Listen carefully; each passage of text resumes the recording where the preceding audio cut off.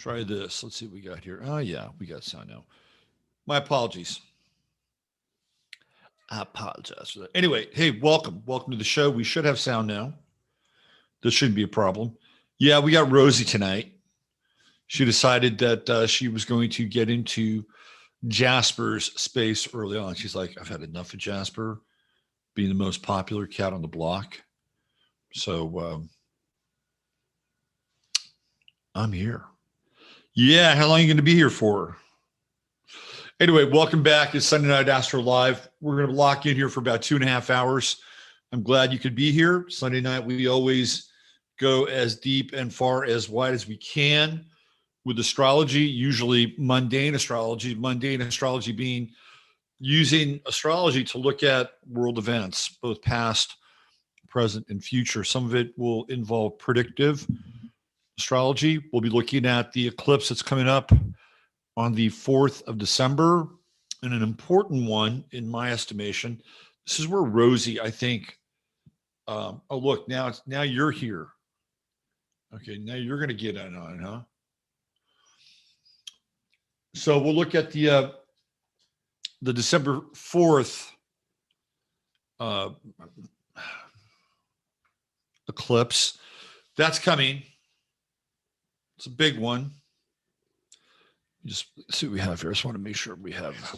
Hold on one second. Rosie, I think. Oh, look. Let's mute that. I just want to get all my materials lined up here. Make sure we have everything ready to go and according to plan. So the eclipse is on December 4th. And I have it at 7:01 a.m. here in the U.S. We're going to go over that tonight.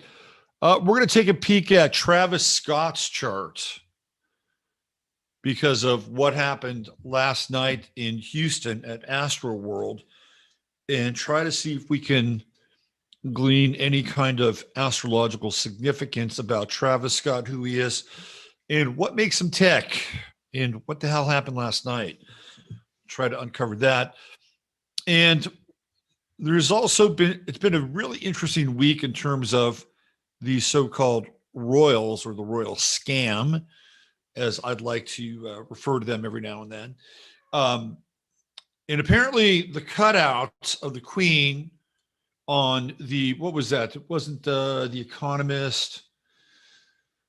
I think it was on Newsweek, where there was Biden in front. There was the woman who's the head of the EU to his left, if you're Biden facing the camera.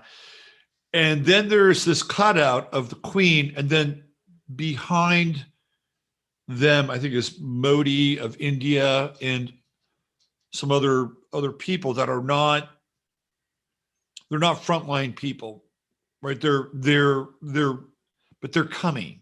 You could tell that they're moving forward. They're like the row behind Biden and the woman who runs, or who is the designated administrator of the EU at this time.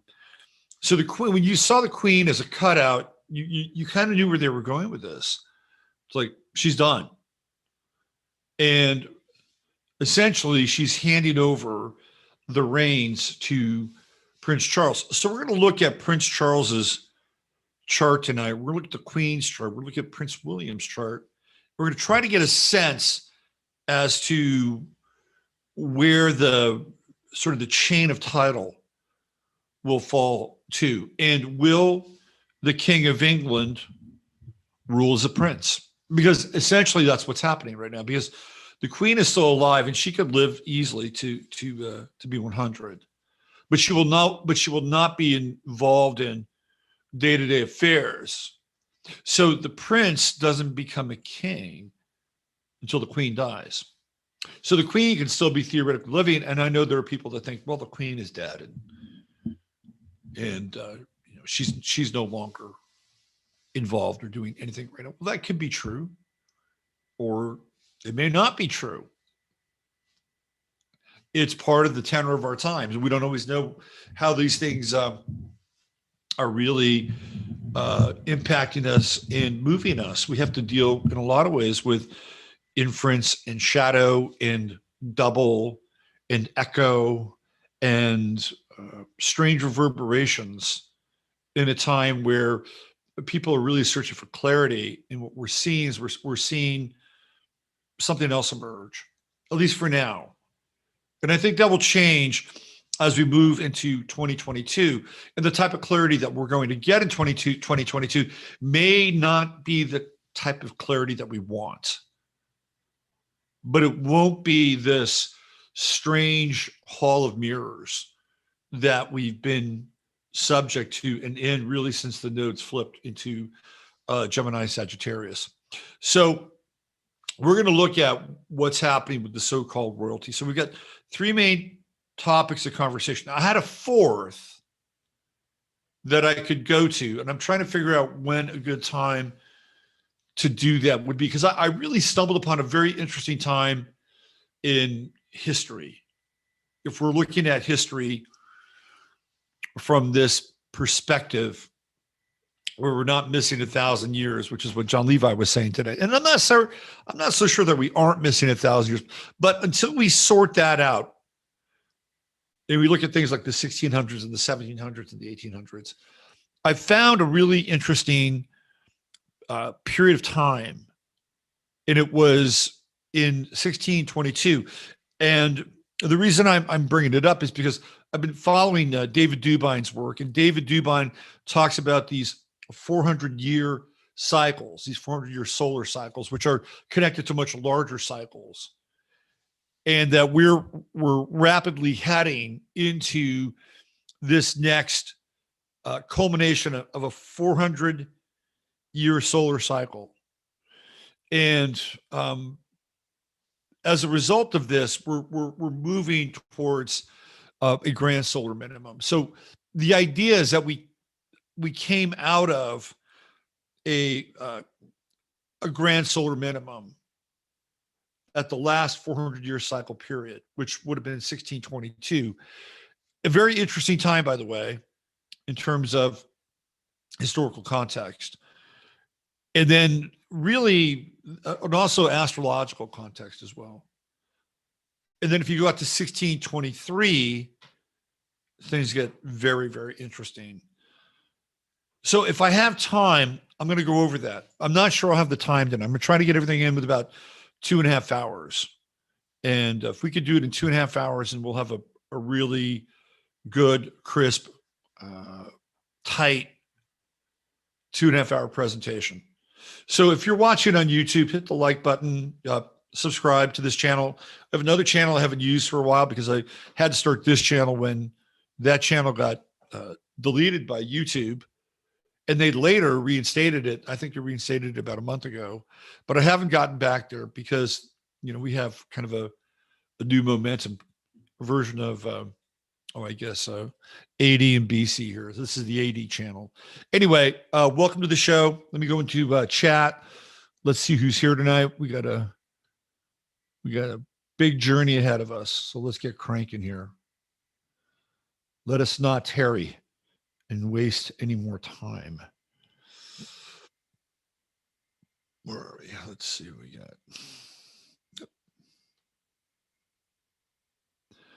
And again, I want to thank everybody for being here. Where are we? No, I don't want that. There we go. All right. There's Joan S. What's going on? The lovely and talented Dr. Joan S. There's Lana. Hey, Lana. Let's see. PB is here. Susie Gemini. Kelly B. Good to see you. There she is. JJ Ring de Blanc right there. Let's see. JJ, why don't you, I got to find your website. Let's do a little PR for JJ here. Let's get her website up here. Oh, you're back again? Okay. Okay, I get it. I get what you're doing. There we go.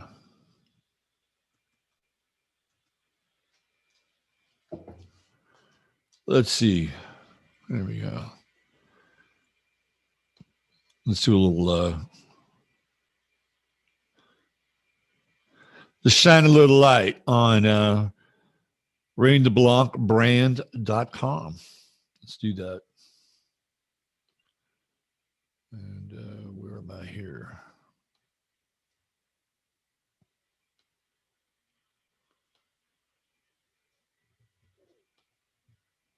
Here we go. Right here. This is here's JJ's website right there. So handmade, we got handmade. I'll accept your cookies, JJ. I'll take your cookies as long as I get milk. All right. So we have that's pretty cool. Handmade jewelry and custom designs. Of course, I am sporting one of those custom designs right there. Big, dramatic, bold, elemental statements. We got cosmic token cufflinks using a lot of really beautiful stones and pyrite. Look at that. It's almost like you're carrying around a chunk of the Chintamani stone right there in your finger. That's a little bit of screen time for JJ Rain de Blanc. All right, let's get back to chat. Let's see who else is in there. Who do we have? Jasper, are you getting up here? Let's see. Who do we have? Science is golden. Hey, Sigurd, what's going on? Good to see you. Kevin Stick Evers. There we go. You know what happened? My mic got knocked off the perch. I don't know who did it. Who knocked this mic off my perch? Which one of you did it? So the sound got turned off. Gucci the Goats is here. Welcome. There's my man Ryan. Shadow Man. There's Benito Diaz. What's going on, Benito? April Himmel. Let's see. Nancy Harding checking in. Sonia K. Hey, Sonia K. JMP Love. Jacqueline, isn't it your birthday soon? I apologize, but Jacqueline is she's a Scorpio, like Prince Charles. Let's see. Carrie Bindi. Hey, Carrie. What's happening? Dawn Hart. Hi, Dawn. Good to see you. Glad you're here. Nice. Glad you could make it. Sheila Sampson. What's going on, Sheila? Let's see. The Meowgical Catacorn. Checking in from North Dallas 40. Steve Letro. Welcome, Steve. There she is, Jane in Austin. CC Jones. What's going on, Fran? Sony checking in. Did the old tail pop out? The old tail did pop out. My man, Steve. What's going on, Steve? Let's see. Who do we have here? Thomas Jordan. Happy Sunday, Thomas. Michael Sisternino, DJ MC. Mia Luz. I think that's, isn't that Mia Love? Is that Mia Love? Hi, Mia. Sue Leonard checking in. Good to see you, Sue. Haven't seen you in a while. Let's see. Who else do we have? Beth Berry. Double B. Renee. Renee is here. Hi, Renee. FUP77. What's going on, FUP? I hope you're doing well. It's been a while since you popped in here, at least with your moniker on. Denise Walker. Hi, Denise. I love that my brother's name is Brandon. That's a really interesting phenomenon. If you have a kid named Brandon. So if you're, it's like, it's the sword that cuts both ways. So if you have a kid or brother that's Brandon and you understand what's going on and you're into it, you're like, you're kind of cool with it, right? Because it's this weird inverted kind of meme magic, very unusual kind of incantation, right? It's strange. The whole thing is strange. I mean, if you were to say, I don't know, 5 years ago, that "Let's go, Brandon" would be a phrase that would change the world, you'd probably sit there and scratch your head and go, "What? Brandon what? Brandon Lee? Brandon what? I don't get it." But these are the times that we're living in. And so if you have a kid or a brother whose name is Brandon and you hate "Let's Go, Brandon," and every time that comes up, you have to think about your kid or your brother. It's very odd. So I'm glad, Lana, that you're okay with "Let's Go, Brandon," and Brandon is your brother. So that worked out okay for you.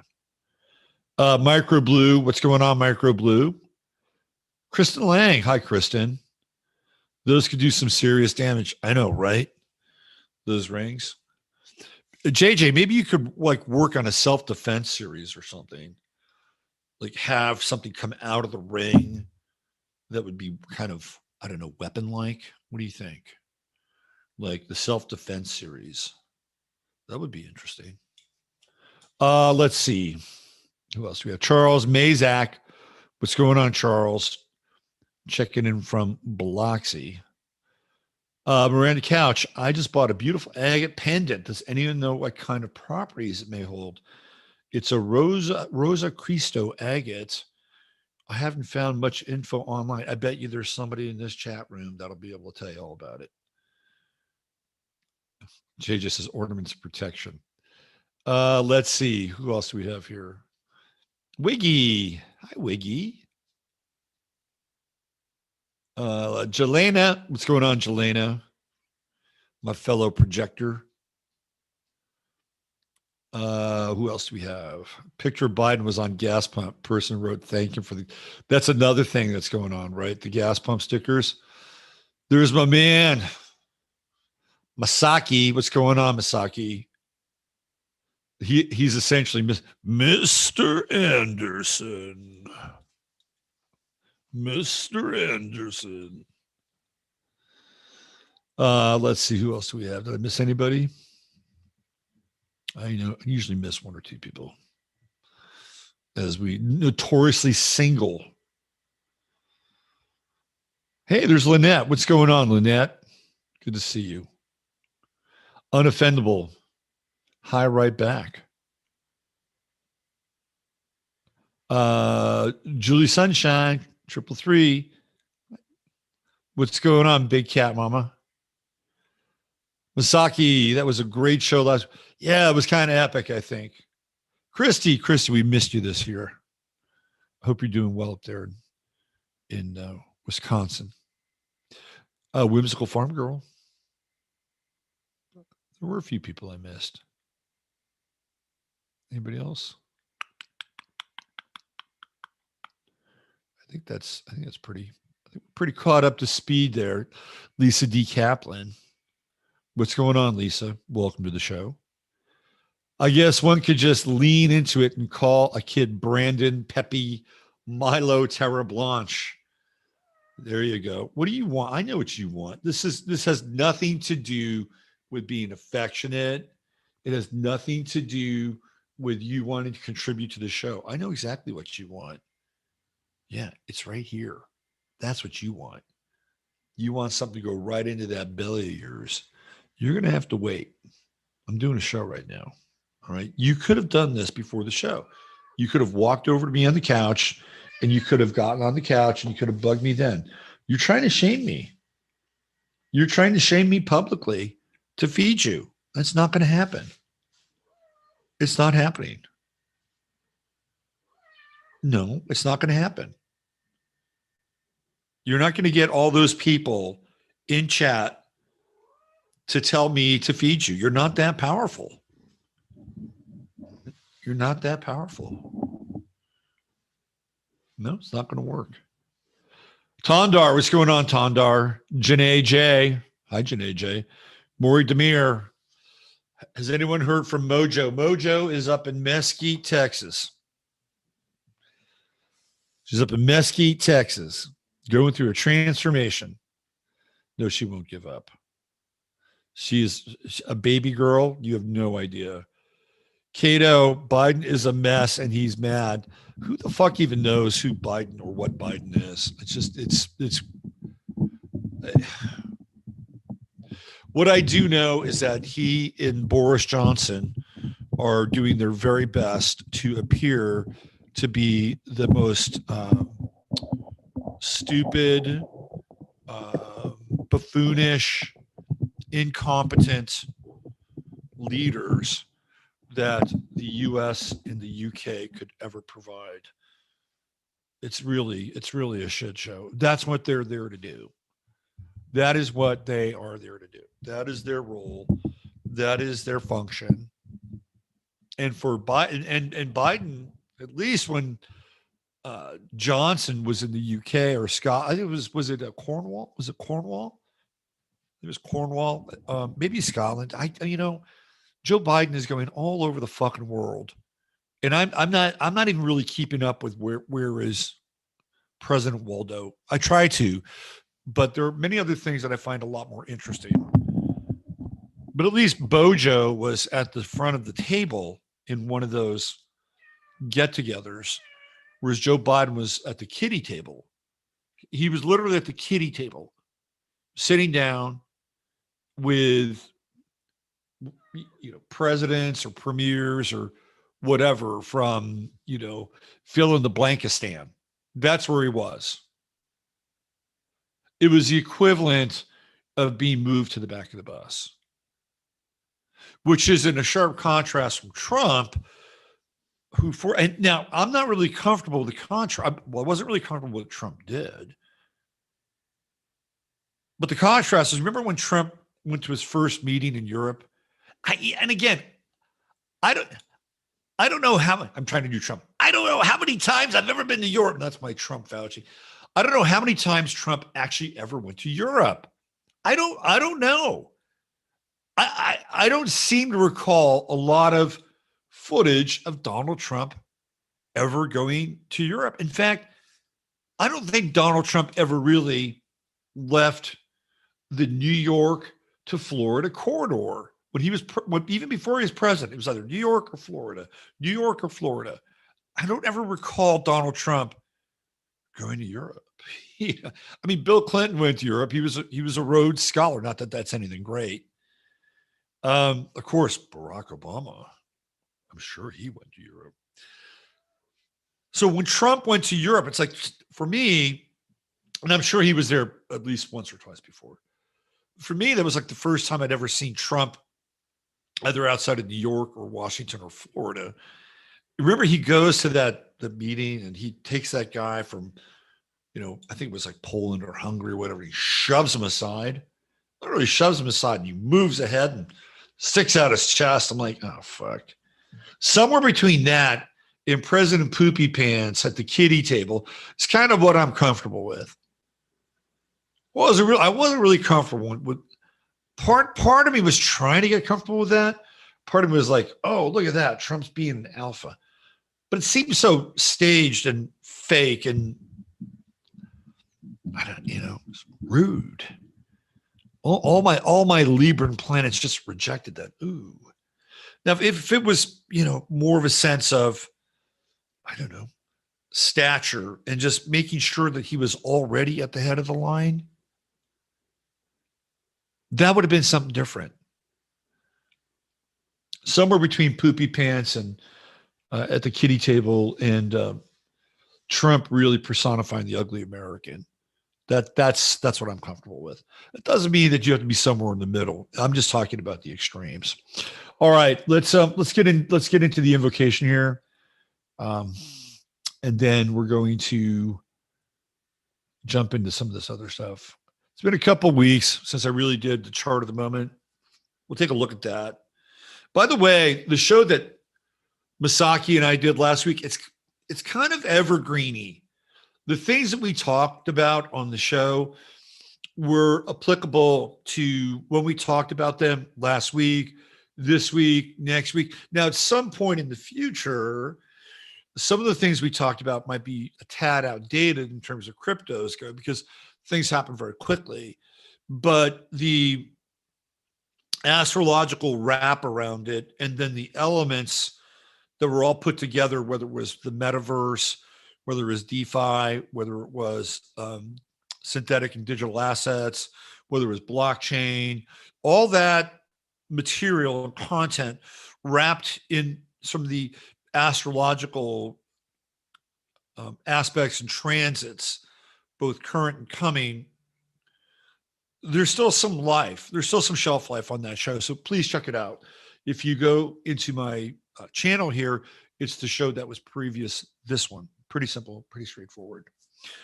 All right. So why don't we get into a little invocation here? So the imagery that I have kind of going on in the background here was connected to a YouTube video where somebody was channeling the essence of Halcyon or Halcyon. Some people call it Halcyon. Some people say Halcyon. It is in the Pleiades. It is the great central sun of the galaxy, right? It is the great central sun. And apparently, or supposedly, there are 7 other suns that actually orbit around Halcyon, our sun being one of them. So I wanted to, I kind of got there because I was looking at this period in 1622, and I wanted to see where Halcyon was at that point in time, and also wanted to see where Halcyon is today currently. And we might get into it a little bit, but that flaming, glowing, illuminated orb that you see behind me, it's supposed to be a computer rendering of Halcyon, the great central sun, which I talk about here. Okay, here we go.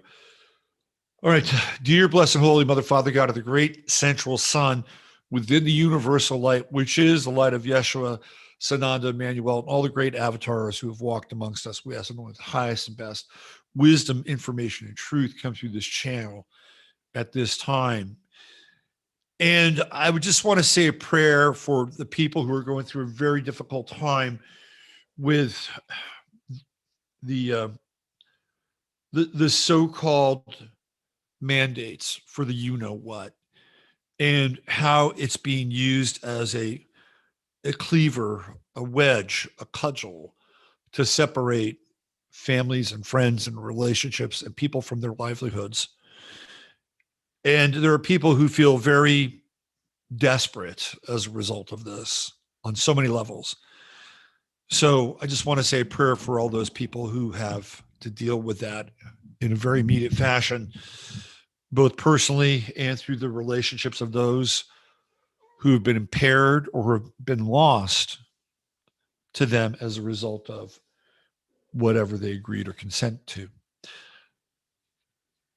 We ask that any karmic residue be cleansed, purified, clarified, and removed from this stream at this time. A little side note here. On Tuesday, I'm going to have somebody on my show who has successfully challenged the carjack on religious terms. Successfully challenged the carjack on religious terms. What does that mean? It means that they managed and used the right nomenclature, the right terminology, so that when they turned in their paperwork for their religious exemption to the carjack, it worked. They're going to be on my show on Tuesday. You're going to want to watch that show. I'm telling you right now. Number one, it's a success story.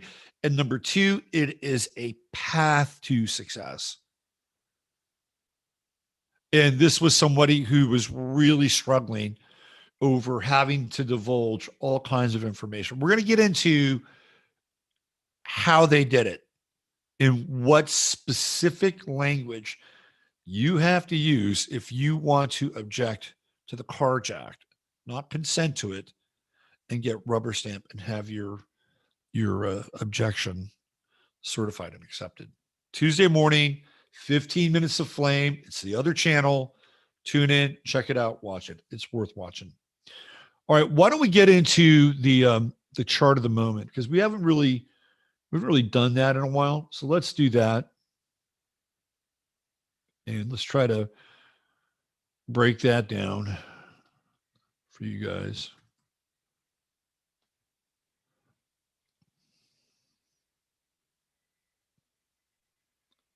What do we have here? What do we got? What's the... Yeah, close enough. Close enough for jazz, as they say. Okay, let's do this.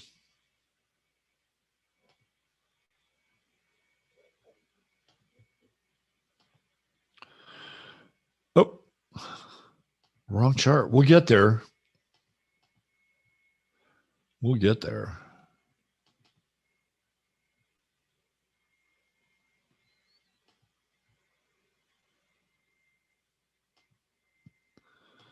That's what we want right there. No, it's... Damn it. Why is that happening? That's not supposed to happen. Okay, hold on. It'd probably be helpful if I just got rid of it. Yep.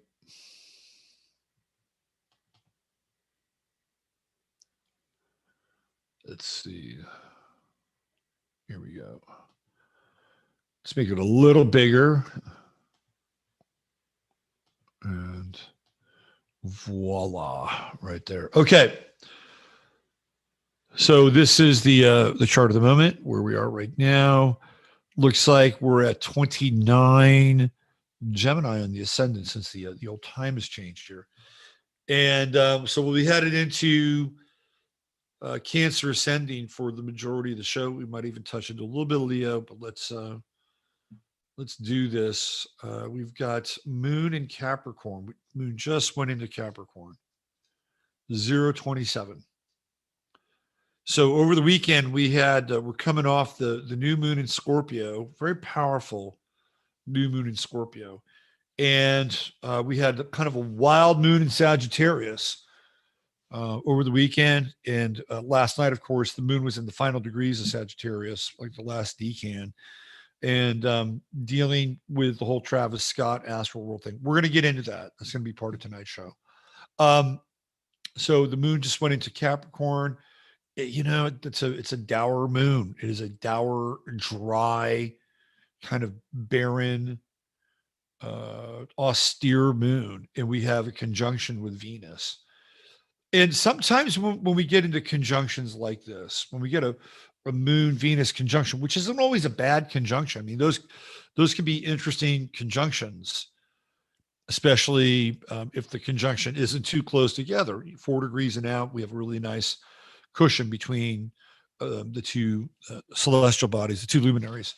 When they get super close, it can be very difficult to separate the influence of one luminary to another. If anybody has a close conjunction in your chart with a couple of planets, you know what I'm talking about. I've got a moon Mercury conjunction in my chart, separated by, was it 1 degree, I think? 1 degree. Yep, they're separated by 1 degree. So, and I've talked about this before. When I was a kid, like dealing with the moon Mercury conjunction was really difficult because of the high degree of sensitivity with moon Mercury. I mean, everything was like, was super sensitive. And but as time got on, I became more of a callous prick. No, I'm just kidding. But I did develop some callous, and part of it had to do with being a prick. But you have to scale that back eventually, because you can't just keep going to that place, because you'll just get too much callous and you won't give a shit. So, but I had to develop some boundaries. And it takes time to do that. It takes time to figure out where those boundary lines are. And sometimes you have to kind of overdo it in order to do it. And but that's what happens with these conjunctions. Now, if you've got multiple planets that are conjunct, big stellium, and they're all really super tight, that can be real challenging. In 1974, during Libra season, oh my God, there's like about 5 planets that you could have. I think there was, what was it?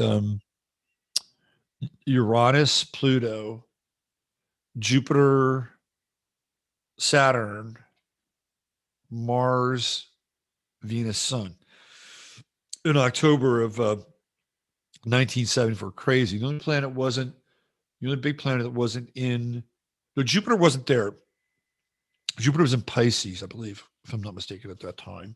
But Saturn was, Mars was, Sun was, Uranus was, and Pluto was. And they were all together within like 4 degrees. Crazy stellium. Mercury was there at one point, moved into Scorpio. Thank God. And there was something else beside. But you get these really big stelliums and you get all these planets that are conjunct. It's like a super planet. And it can be really hard to understand how those things work inside of a chart because it's like a giant ball of yarn. It's all tangled together. So untangling those influences can be very difficult. And when you have when a person has a transit, like a Saturn transit across all those planets are getting hit simultaneously, those are very intense transits, or the opposition or the squares, whatever kind of impact Saturn is having on those planets. So, you know who else has that really tight stellium is Greta Thunberg. She's got that Venus-Mars conjunction in Scorpio. She's born on the same day as Kyle Rittenhouse. Of course, Kyle Rittenhouse is going through his trial right now. It's interesting because here we have Mars, which is in Scorpio, and it's moving forward. It's going to conjunct his Mars and Greta's Mars. By the way, Greta Thunberg is over the climate shit. She's over the climate shit. Let me show you something. This is crazy. And by the way, when I did this show with Meredith Lucky Stars, Meredith Swain, we looked at Greta's chart and I said, she's done. She's done. She's leaving the res. Greta's leaving the res. And you go back right after that, she was doing an interview and she basically said that climate change didn't exist. She said that. That was mind blowing. She actually said that. And I don't think the host really comprehended what she was saying. Then she did that weird, like, I don't know. It was some kind of conference for climate change. And she sang that Rick Astley song. It's like, what is going on with Greta Thunberg? And then she did, was the blah, blah, blah speech before that? It might have been before that. It was right around the same time. So Greta is blowing up the program. She was basically, when she did her blah, blah, blah speech, she was calling out all the leaders of like the G20 or the whatever little, mini Club of Rome meeting they were having. She was just calling them out. She was calling them. You got to remember now, Greta Thunberg is Gen Z. Okay. So she's still playing by the rules that Gen Z plays by, which is the truth. And she eventually has to migrate towards the truth. Let me show you one of the latest pieces that Greta Thunberg, and now look, this could be a deep fake. I played a video with Kamala Harris, which was it was a deep fake. It was deep fakey. This is not a hole, by the way. It's just a shadow. It's just a shadow. Anyway, I'm going to play this for you guys. And this is the new Greta Thunberg. Having fun. Greta Thunberg is having some fun. Good for her. Good for Greta. Here, let's do this. Hold on a second. Good for Greta.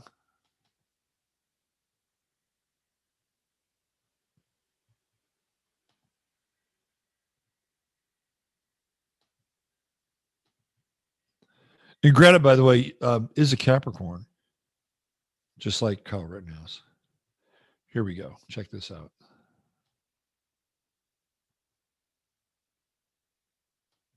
Up your arse. You can shove your climate crisis up your arse. You can shove your climate crisis. You can shove your climate crisis. You can shove your climate crisis up your arse. Oh, first of all, I don't care what she's talking about. In a lot of ways, the girl's having fun. She's having fun. How many times have we seen the strident, programmed, borderline anorexic Asperger's version of Greta Thunberg? Pretty much all the time. Look at her. She's smiling. Now, I don't know what the context is here, but there is a very different version of what's happening with the climate and the youth versus what Klaus Schwab and these global leaders are peddling. It's very interesting. Let's play it again. I actually really like this. Up your arse. You can shove your climate crisis up your arse. You can shove your climate crisis. You can shove your climate crisis. You can shove your climate crisis up your arse. Wild. Absolutely wild. All right, let's get back to the chart of the moment. Wild card, Greta Thunberg. All right, so we got the Venus Moon conjunction. Usually it's very charming, very charming, very kind of magical Venus Moon conjunction. If you're ever around a Venus Moon conjunction person, you will know it. They put you at ease. They can kind of read your field very easily, and they adapt. Venus Moon conjunction people can be very adaptable, and they kind of meet you where you're at, right? They send out the emotional sonar / radar. I'd say emotional sonar because when we deal with emotions, we're dealing with water. So emotional sonar, they figure out where the person is very quickly. They bounce that signal off of them, comes back to them, and then they relate along the lines with that person. It's not necessarily bad. It can be if it's manipulative, but it's usually kind of an intuitive way to connect with other people. So we have that, and this is happening right here at the beginning of the week. And with Capricorn, it's kind of interesting because we get that merger of Psyche, which is the moon, and Eros, which is Venus, right? Venus is Eros and the moon is Psyche. So we have Psyche and Eros together here at the beginning of the week in Capricorn, which is again considered to be more austere, more arid, more dry. But there's something about the conjunction at these degrees, especially with the sextile to Mercury and Mars, which brings moisture and dampness, but good dampness, moisture. It brings more fluidity. It's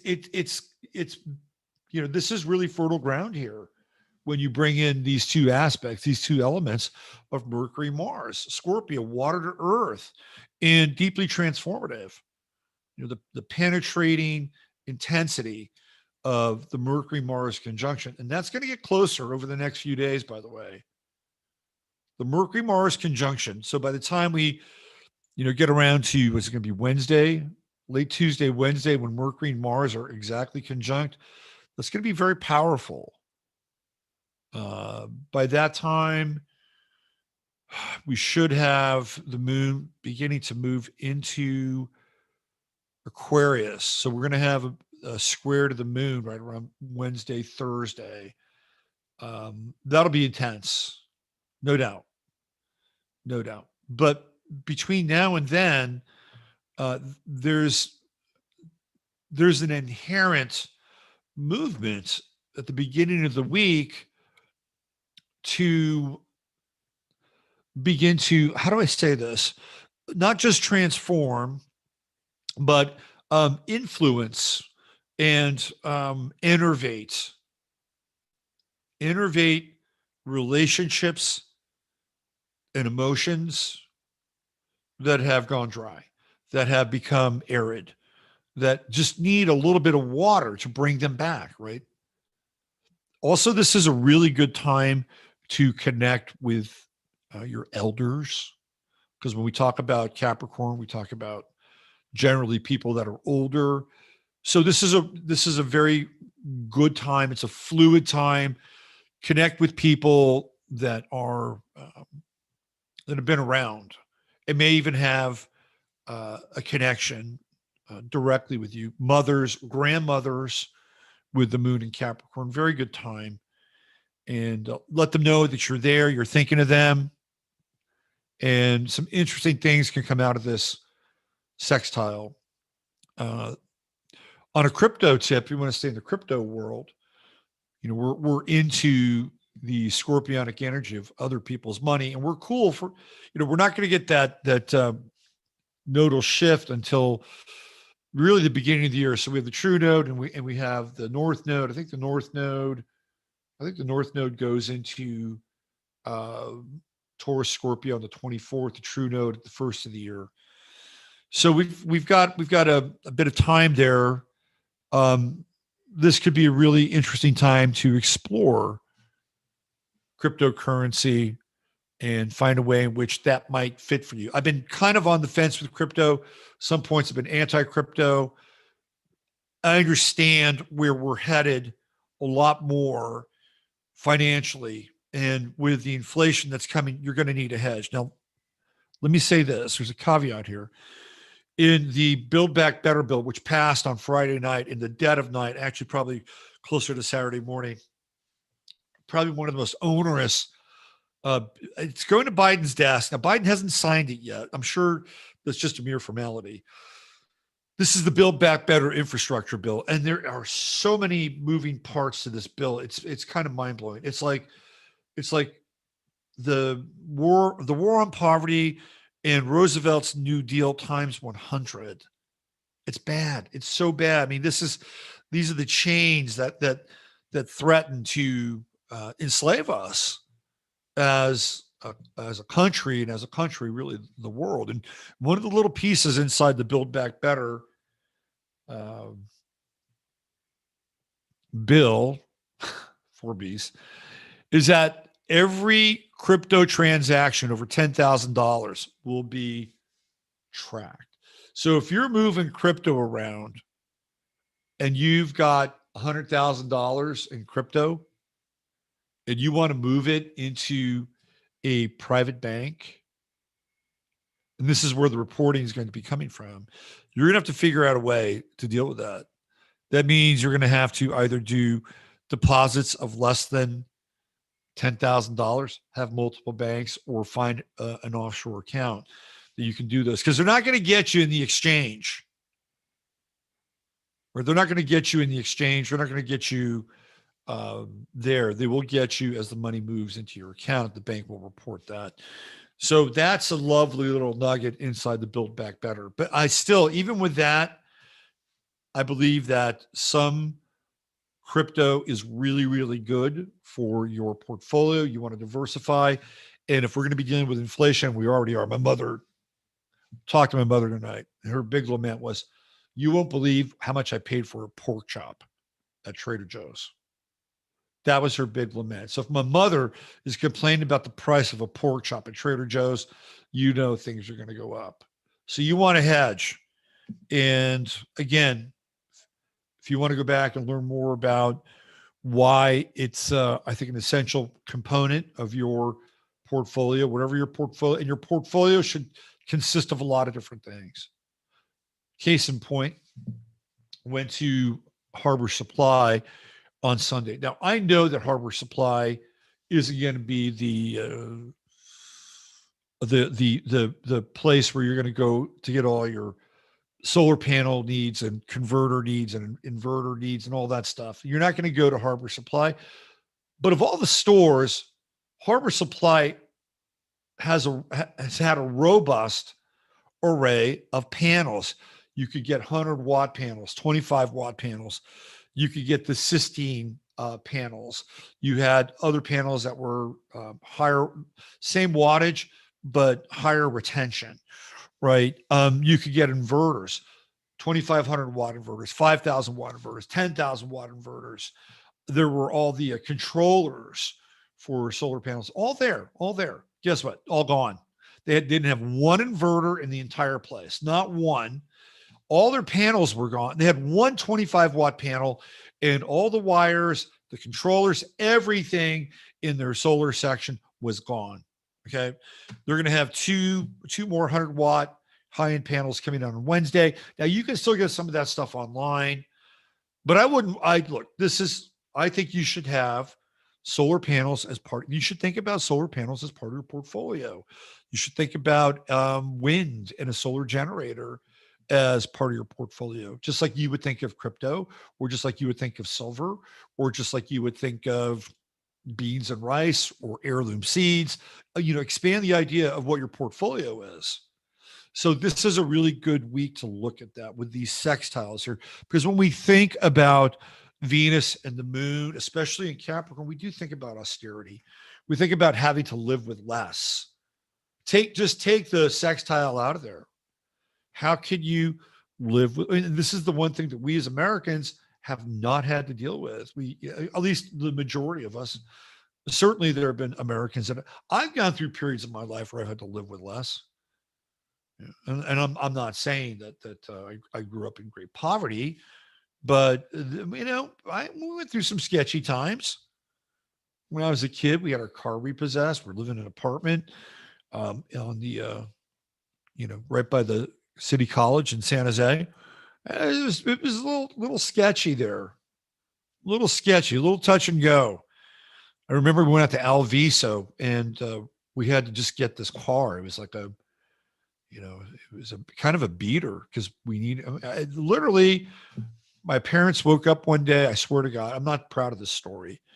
My parents woke up one day and they went to the garage to go sort up the car, and it was gone. It was gone. So we wound up going to Alviso, which is outside of Milpitas. It's not a real story I'm real proud of, by the way. I was 9 years old. And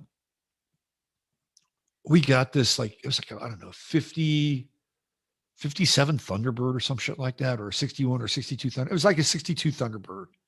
It wasn't one of the cool ones, the old ones, but it was cool enough. I remember cruising around that thing. I'm like, fuck, I like this car. It was on its last legs. It was definitely a straight beater, but but by and large, most Americans have not really gone through hardcore austerity. There are people who have been born into poverty, no doubt. There are people who struggle with hunger, no doubt. But even in situations like that, with things like WIC,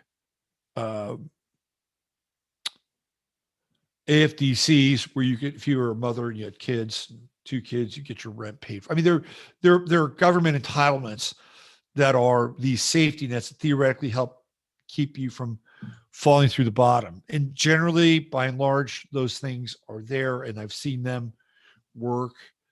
But there are circumstances and cases where some people just go too far, too fast. They've got too many kids. There are other things involved like drugs. So, we do have things in our system which have been helpful, but by and large, we've been able to kind of dodge this hardcore austerity that a lot of other countries and cultures have had. Well, now it's going to be imposed upon us. Okay. It's coming. So now's the time where, again, with this sextile, you want to figure out long-term, because Capricorn is about having a long-term plan, long-term goal. How are you going to survive? How can you survive somewhat elegantly? You can live simply. And with sextiles are about activation. So we can see this Mercury. You got to think, you got to act now, right? Because this window's open. It's open over the next 48 hours. The next 48 hours, you have a window to make some adjustments here that will be, what's the word I'm looking for? Easier, right? They'll flow. These adjustments will be more elegant now. There's a window open. Make the adjustments. Whatever you need to do. So explore a little bit of crypto. By the way, I'm going to do a little pitch for Misaki again. He is doing some crypto consulting. He's right there. He's in chat. You could probably PM him if you have any questions about the blockchain, cryptocurrency. I'm sure he'll be glad to work with you on that. So avail yourself of his services. What else do we have? In as much as we have these really nice sextiles, we also have some squares. Venus, Mars coming into square with Saturn this week. That's tension. That's tension. That's disruption. And, when I see Mercury, Mars conjunctions in Scorpio, I'm pro Scorpio. I like Scorpio. I'm a Scorpio rising. So when I see a Mars square coming in, man, that is intensity. That's fight the power. That's fight the system. People that have Mars, Saturn squares in their chart, I've seen this in every client I've ever worked with. Part of what they're here to do is to take on Saturnian-like characters, figures, and archetypes in their life. Whether it's their father, whether it's authority, whether it's a corporation, whatever that Saturn represents in their chart, that Mars square is going to take it on. And the idea here is to create independence. Now, sometimes with the Saturn Mars square, you will deal with the backside of that. Why? Because you'll deal with authoritarian measures from the aforementioned people and groups I just talked about. Fathers, bosses, CEOs, corporations, majors and generals in the military, right? All these Saturnian figures. If you got a Saturn Mars square in your chart, you'll deal with that. You will deal with the hard edge of their persona and their dominance and influence over your life. So with that Mars Saturn square, what happens? You push back. So people who have Mars Saturn squares are here to learn about independence and to learn how to take on that authority for themselves. And to stop, at some point, you have to stop slamming into the Saturnian the Saturnian objects in your life. And then you say, okay, what do I need to do to liberate? How do I build the structures in my life that I need to have so that I can be a person that has accountability, authority, and to some degree, personal force? That's what the Mars Saturn square is about. And we're about to slam right into it here this week. And I think people are getting really fed up. Really, really fed up. The real the straw that breaks the proverbial camel's back, the card jack for the kiddies. That's the straw that's going to break the proverbial camel's back. I can see it now. I can see it already. It's coming. It's coming. If you think that mothers at school boards for CRT or the gender stuff was a big deal, you just wait. You haven't seen anything yet. You have not seen anything yet, because we're going to see mama bears from Mars. Okay, that's what we're going to see. Mama bears from Mars. That's coming. So we have this Mars Saturn square. A lot of tension this week. So we have some options with Mars Saturn square. What are you going to do? What are you going to do in order to have new structure and new order in your life, right? Because we know what the score is right now. We know what the score is right now.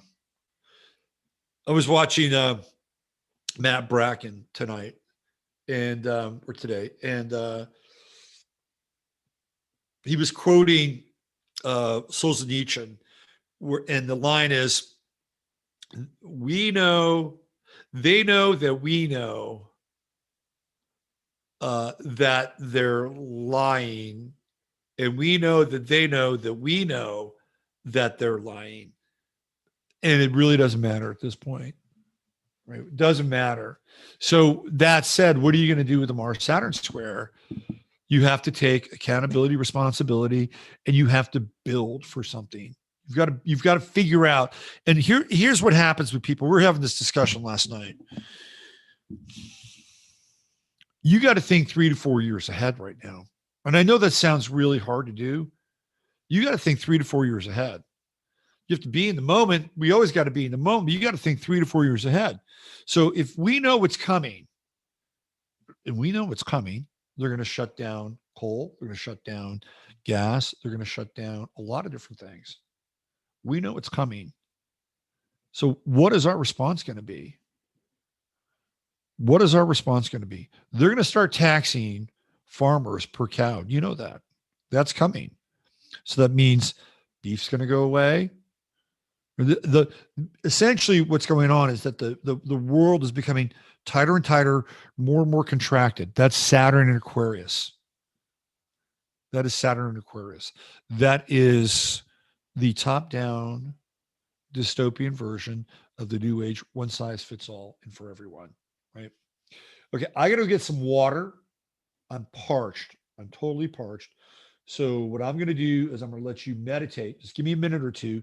I'm going to let you meditate on the great central sun here, and I'll be right back. So hold on one second. I'm going to take about 2 minutes while I get this water. I'm going to mute the mic and just have fun. Be right back.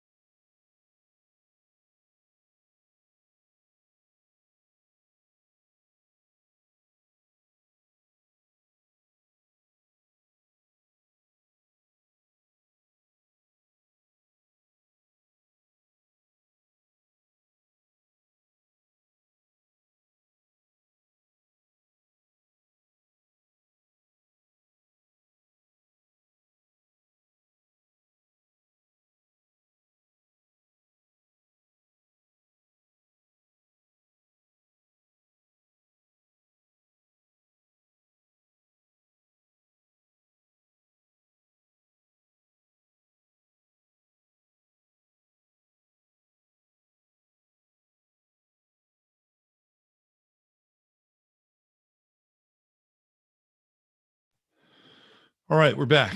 Thanks. I just love when I drink a green bottle. It's like I'm drinking the sun. Halcyon, the elixir of light. All right, let's get back into the chart of the moment here. And just want to go through the highlights. All right, so we got this square happening. We're going to have Mars coming in. It's at 5 right now. By the end of the week, it's going to be an opposition, pretty close opposition to Uranus. So we're looking at Wednesday, Thursday, Mars, Uranus opposition, Mars square Saturn. Wednesday, Thursday is a catalytic period, that 24-hour period, Wednesday, Thursday. intense, catalytic. We're talking, fixed T-square, Mercury coming right in there. Wow. Explosive energy, explosive information, really explosive information that could be so explosive that they would have to run a kind of counter narrative in order to diffuse that information. So one of the things that's kind of in that camp, which we'll talk about tonight, is what happened at Astroworld last night. And I think it might have been Friday. It might have been Friday, maybe Thursday night, but James O'Keefe's apartment and some of the, I think might have been the office for Veritas and they got raided by the FBI. The FBI was looking for material that they thought that had been stolen and that they had acquired illegally / illicitly around Joe Biden and Ashley Biden, right? So that's a story to keep your eye on. And they did all this shit on Thursday and Friday night. They went after Veritas. They always do. They always have their big news stories. Anything they want to bury, they put it at the end of the news cycle, because on Saturday, what are people doing? They're fucking watching college football. On Sunday, what are they doing? They're watching the NFL. Monday rolls around and it's like yesterday's fucking news. Really, because it is. But I don't think it's going to go away, because on Wednesday, Thursday, the energy is disruptive and eruptive. So keep your eyes on the prize. The event horizon is Wednesday, Thursday. And if I had to try to name this thing, what would it be? What would it be?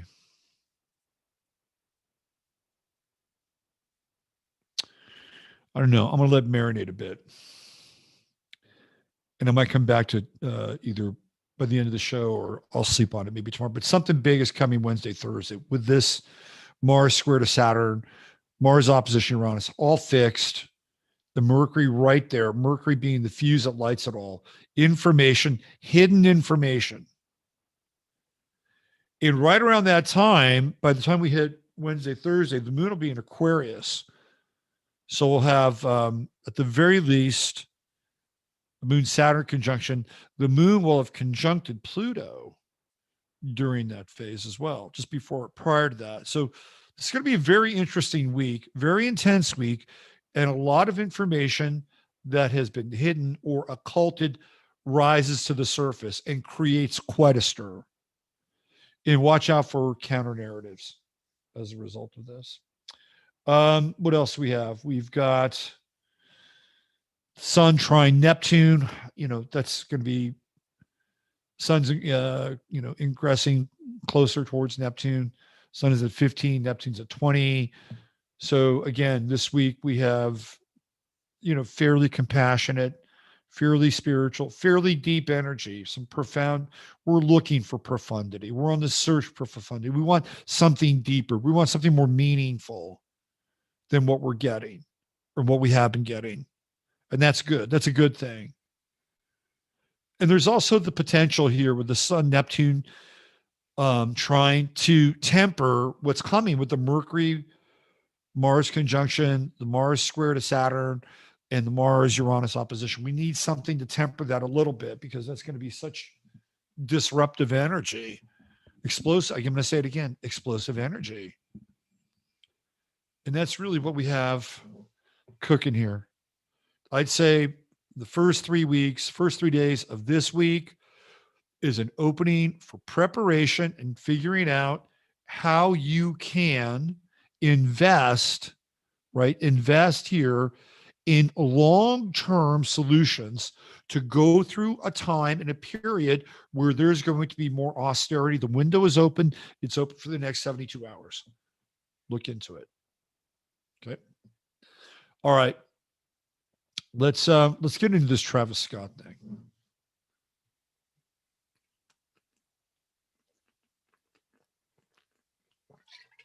So you guys know the story by now. Last night in Houston at Astroworld, I believe this is the third annual Astroworld that Travis Scott, who is from Houston. By the way, that's not his real name. Is that interesting? It's not even his real name. He's got a funky name. What's his real name? His real name is Jacques Bermond Webster. Jacques Bermond Webster. Where do you get Travis Scott out of Jacques Bermond Webster? Very interesting.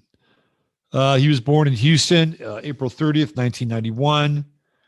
Lived with his grandmother in South Park, located in South Central Houston. The neighborhood was notorious for crime, had an impact on young Webster growing up. My grandmother stayed in the hood. I seen random crazy shit, mad bums, and crazy spazzed out motherfuckers. I saw people looking weird, hungry, and grimy. I was always like, I got to get the fuck out of this shit. It gave me my edge. It made me who I am right now. Webster moved to Missouri City, a middle-class suburban area bordering southwest Houston, to live with his parents. His mother worked for Apple, and his father ran his own business. That's interesting. So he's with his grandmother, living in the hood. Seems like his parents are decidedly middle class. Webster's father is also a soul musician. His grandfather was a jazz composer. Webster attended Elkins High School and graduated at 17. During high school, he participated in musical theater. Webster then attended the University of Texas, San Antonio, before dropping out his second year to fully pursue his music career. So maybe his parents are going through some struggles, whatever. It happens. But last night, something big happened. Something very big happened. Let me play you a clip from Astroworld. And I have the Instagram account up for Astroworld. And we're going to get into Travis Scott's chart, Jacques Webster's chart. Okay, where is that Astroworld shit that I put on my computer? Okay, we got there.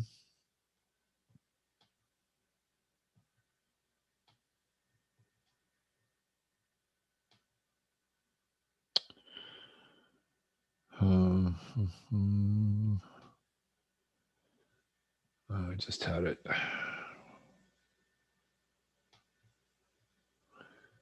Maybe it's his Instagram account. I think it's his Instagram account. It's his IG account. Where is it? Yeah, it's right here.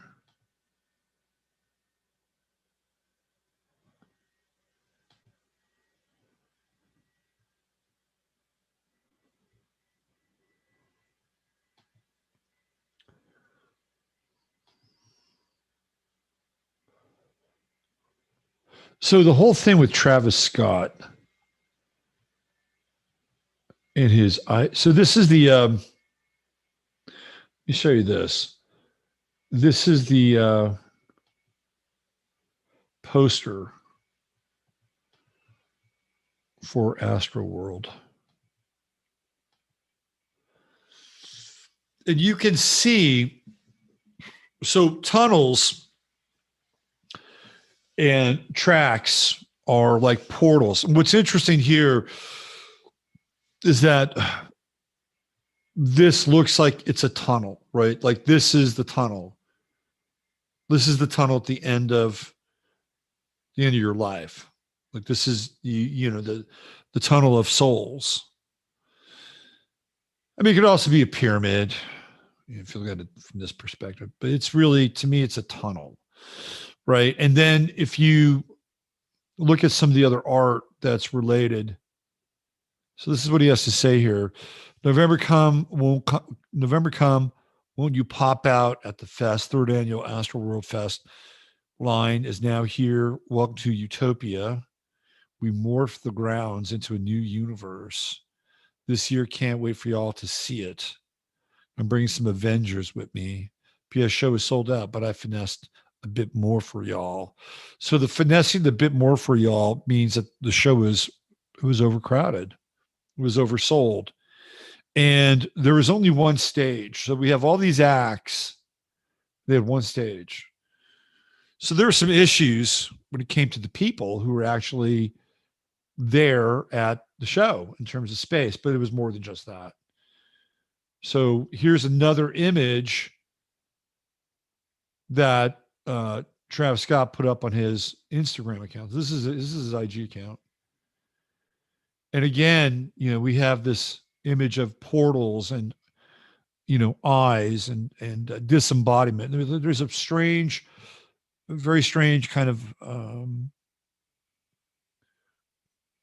occult universe that is tapping into Travis Scott, not vice versa. And I'm going to kind of get into that. So look at what the comments. Travis Scott is dead, by the way. Professionally, he's dead. I don't think there's any coming back from what happened. Look at some of the comments here. So live stream from Utopia Mountain tonight. We have canceled this man and his diabolical ways. I hope you burn in hell for all the young and innocent souls you sacrificed. I always remember the young guy that was dying in front of you, and your only reaction was to sing and worship the devil. RIP to the 8 and RIP to the 8. Now, there may be more than 8 people that died, by the way. That's the number we're given. I've heard that there was more. I've heard it was significant. Not to overhype this thing, but I've heard that potentially there's close to up to 100 people that died at that event. But let's go with 8. As above, so below. I know I'm only a young guy from France, but I'm human like all of us. And we all know what you were doing here. The art of loving Satan and to see young people dying. I just hope somebody find you for what you were doing. Sorry for the bad English, but my heart feels bad for all the victims. Now, remember, one of the things that they had going on there is that everybody had to be vaccinated theoretically to get into that show. Of course, when you watch them going through the giant portal of Travis Scott's head, which I'll show you, I think it'd be very hard to determine who was vaccinated, who wasn't vaccinated. They actually had vaccination booths on site at Astroworld. So what else we have? Monster. Let's kill La Flame. My story, if you want to see the video of the people getting stomped on, not clickbait, watch at your own risk. Bro, what the fuck is wrong with you? You are stupid. How long did it take you to write that script on your story? Illuminati. As a performer, you're just as responsible as the staff at the venue/festival to control the nothing to help control the crowd. And he just kept performing while many died that night. No one should have to literally fight for their life at a concert. Concerts must be fun, not fatal. Well, I tell you, there's a lot of supernatural shit that goes down at concerts. Was it really hard to stop the show? He was singing. He was singing while this was going on.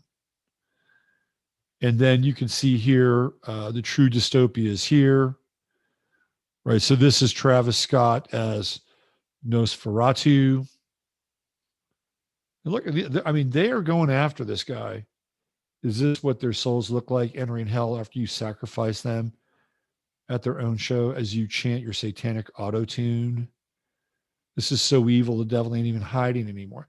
This is big stuff, right? You got 1 million likes, but this is really, his audience, his people are turning on him in a pretty significant way. Look at that. Gross. Not even an A-list artist. Little kids. You happy for that? I mean, man, he is really taking a beating. Really taking a beating. And it really does look and feel like he opened the fucking gates of hell at this thing. So I think this is I guess I have to log in. I don't want to log in. No, fuck it. I don't want to do that. Get out of here. I guess Instagram is not live. So there is a, let me see if I can find it. Give me 1 second.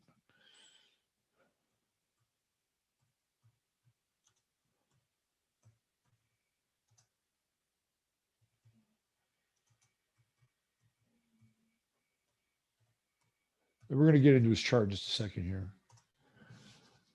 All right. Let me see if I can find some video on this thing.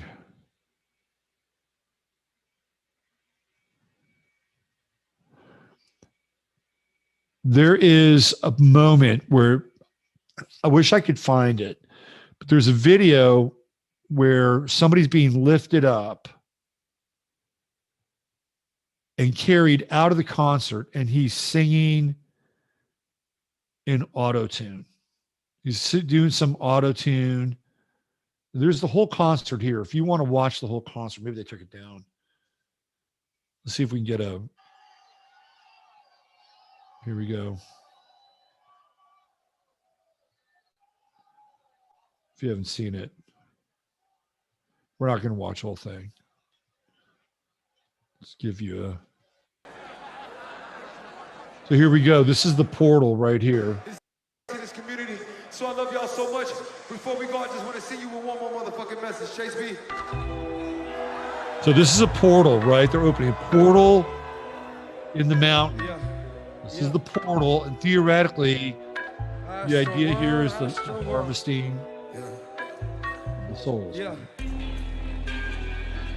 And then one of the first things you'll see, look at this. Look at this. Here we go.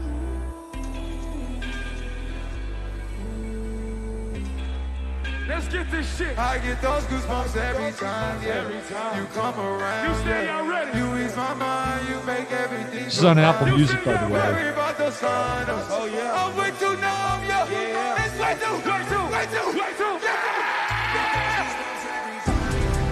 I need the throw that to the side. I get those goosebumps every time. There's the wheel.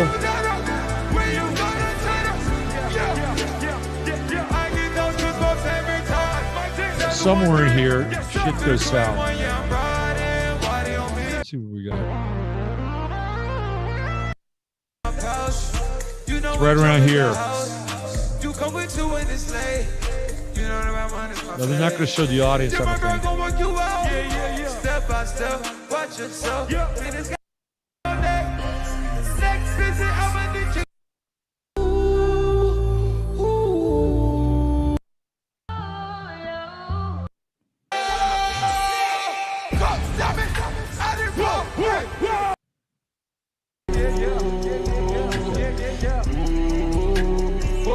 I'm going to put a pause on that. Because somewhere in here is where shit goes south. Anyway, it was not a good scene. And the general consensus, and I watched a video of this young guy who had been there. The general consensus is that, the term harvesting of souls kept coming up again and again and again. So I wanted to take a look at Travis Scott's chart and see what's really going on in the chart. Now, I don't have his birth time. So I was trying to play around with his ascendant. And what I came up with is kind of interesting. So first of all, he's a Taurus. Right there, born April 30th, 1992. Now, what's interesting about his chart is all the planets that are behind the sun. And they're pretty much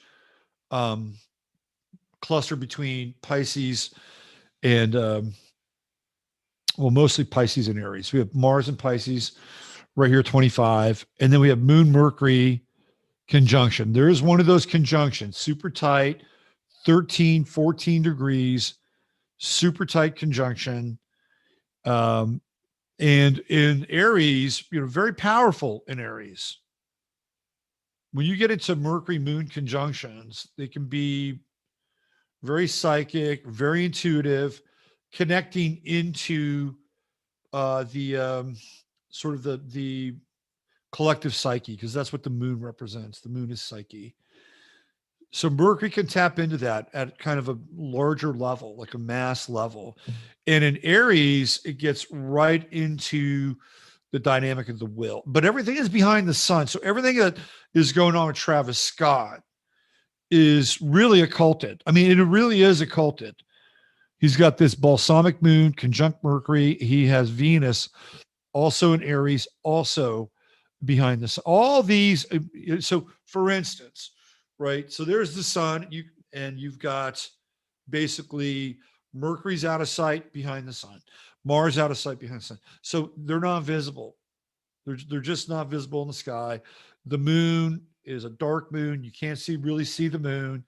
It's about to go into this new moon phase. So it's waning into balsamic. So all these planets are dark. I mean, they're literally dark. You can't see them. All you see is Travis Scott. You don't see what's going on behind Travis Scott. You don't see sort of the powers that are working and, that are working and going on behind Travis Scott.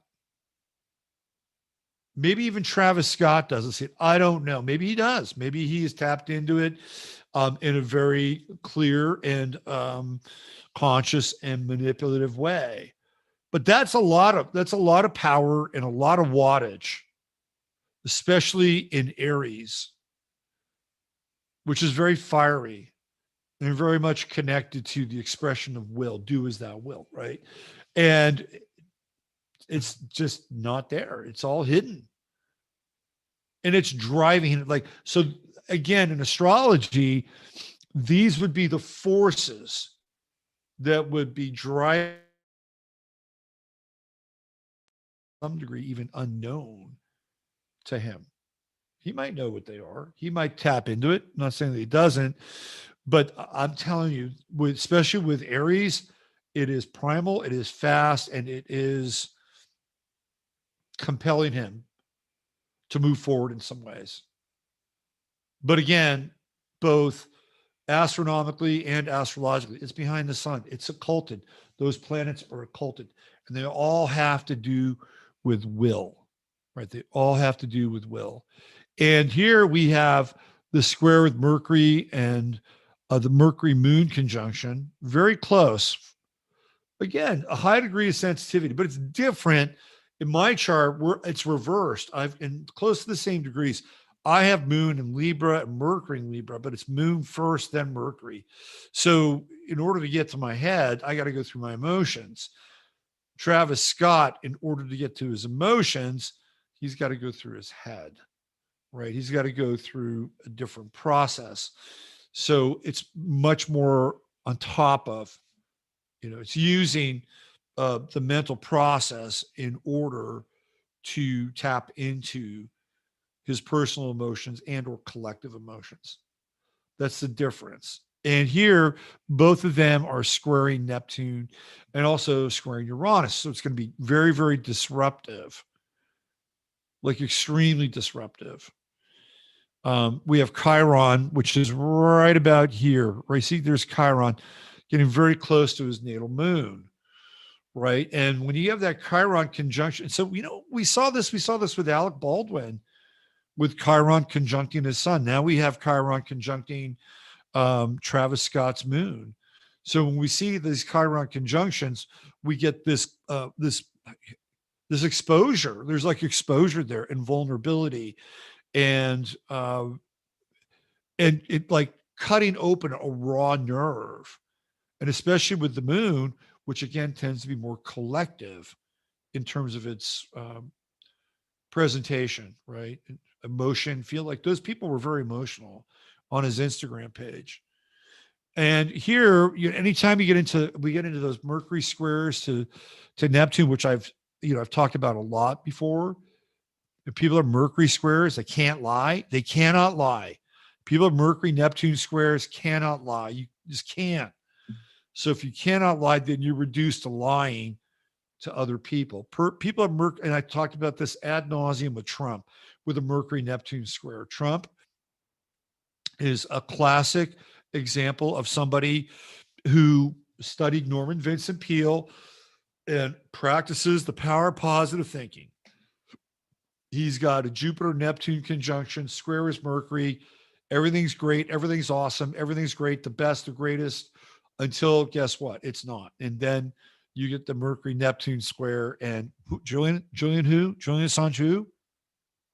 Oh yeah, I think I might have heard of him.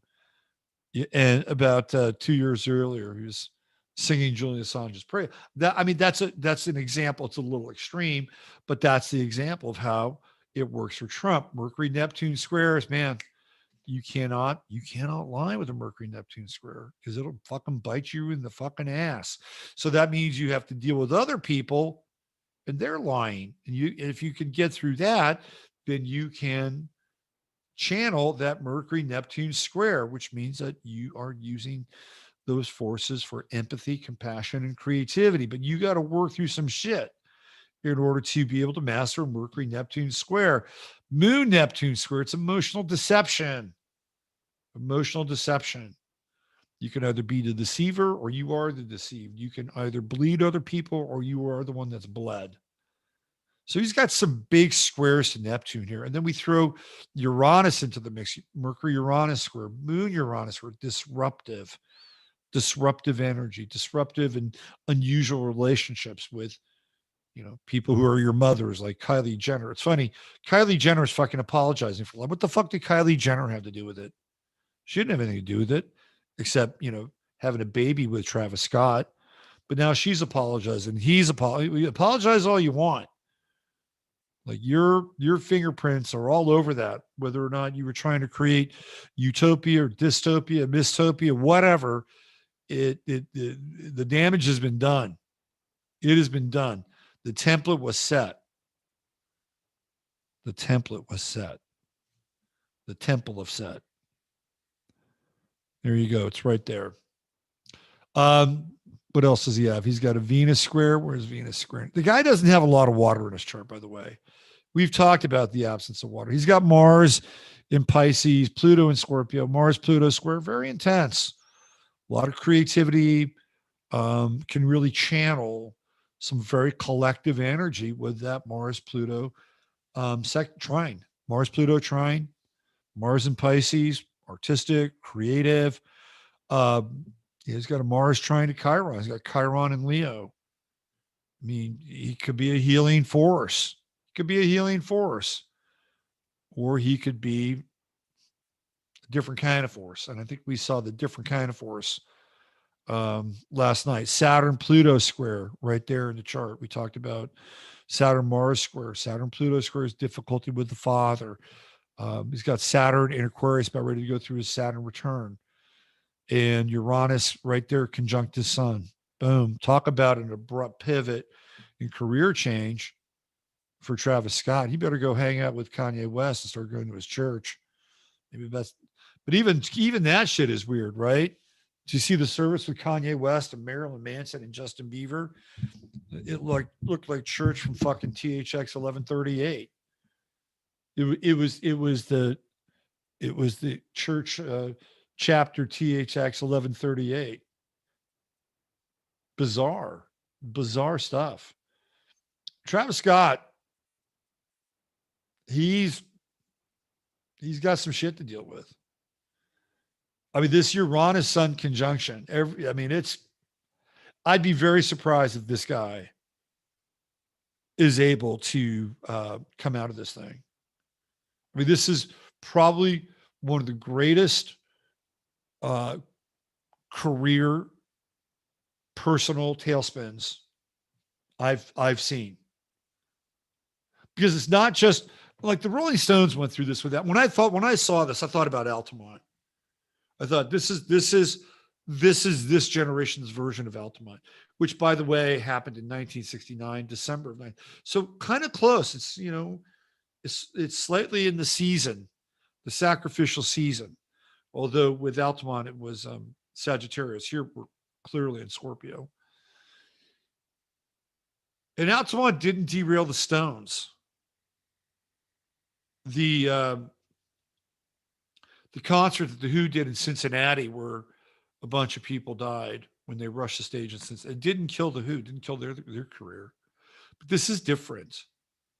This is different. You didn't have, number one, the internet, because it was pretty clear that Mick Jagger and the Stones were involved in a satanic ritual at Altamont. You know, you just watch the movie. It's, you know, they hired the Hells Angels to do security, gave them a bunch of LSD, and you know, wound up killing this Meredith Hunter character. Although I think Miles Mathis said nobody ever dies in Miles Mathis's world. Anyway, that's a different story. But it was clearly in my estimation, a satanic ritual. And the film and date now,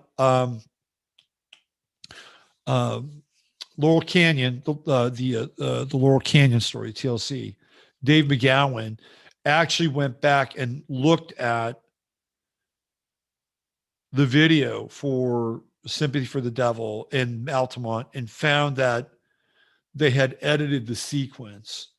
So when they showed that Meredith Hunter was getting killed, the Sympathy for the Devil was actually playing, but they'd edited the sequence of the song to change the song, and he'd found that. Anyway, this is this generation's version of Sympathy for the Devil. And they didn't have the internet back then. And there wasn't this awareness of, I tell you, this is going to change a bunch of Gen Z kids. This event is going to change a bunch of Gen Z kids, because Gen Z kids have that Pluto and Sagittarius, and that involves belief systems, and it involves religion. And I know a bunch of Gen Z kids that are into Travis Scott. It's going to flip their world. It is going to flip their world. And when Sagittarius does that flip and it flips hard. It goes from being a bohemian to being Savonarola, right? I mean, that's how hard it can flip. That's how hard Sagittarius can flip. The greatest sinner to auditioning to be the greatest saint. That's Pluto and Sagittarius. They've got that energy. I think this is a pivot. I think this Travis Scott concert is pivotal for Gen Z, because they're going to see this Illuminati game, this Luciferian game. I mean, there are people who were at that concert who were convinced that souls were being sucked up by Travis Scott and through that portal. They were convinced that that was happening. And I'm not so sure that they're wrong. Honestly, I'm not so sure they were wrong. Now, here's what's really weird. There's a guy who's in UB40, and his name is Astro. He's one of the members for UB40. He died yesterday when this whole Astro World thing was happening. This guy, Astro, one of the original members of UB40, the guy that did the sing-songy, rhyming over Allie Campbell's singing, whatever, right? He died. Why did he die? Well, everybody who is in the new version of UB40, they had to be vaccinated, except for the lead singer who decided I wasn't going to be vaccinated. And they said, well, you're not in the band. You're not in the band. So I forget sometimes I'm on YouTube here. This guy, Astro, had done what he was supposed to do in order to tour, and he's dead. Okay. Gone. Kaput. So we have Astro World. We have Astro from you. I mean, this is the Gemini shit that we've been dealing with since April of 2020. And I think a lot of us are kind of over it. We're kind of over Echo and Narcissus in a lot of ways. Now, Taurus and Scorpio with the nodes is not going to be any walk in the park. Trust me. No walk in the park. But we'll know where we stand with the Gemini stuff. We don't even know where we stand half the time. Like, who's Biden? What is Biden? Is he a double? Is he a clone? That's a mask. Is he alive? Is he dead? Is he pooping his pants? Is he an actor? Right? We're seeing all this. I mean, it's just constant, incessant. Some of that may not go away. Some of that might be here to stay, but we'll have more solid ground.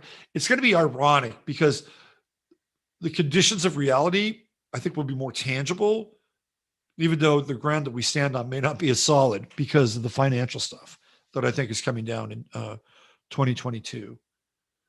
So it'll be paradoxical.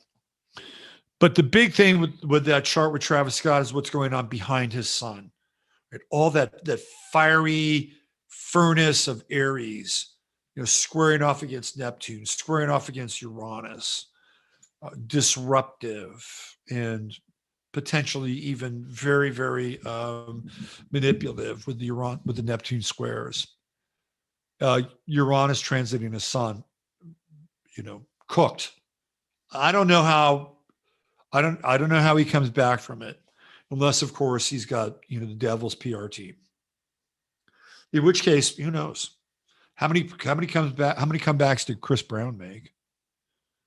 Quite a few. Anyway, a little Travis Scott there, and I don't want to underplay the tragedy of it all, because there's some shit that happened, and the story is very weird. I mean, there's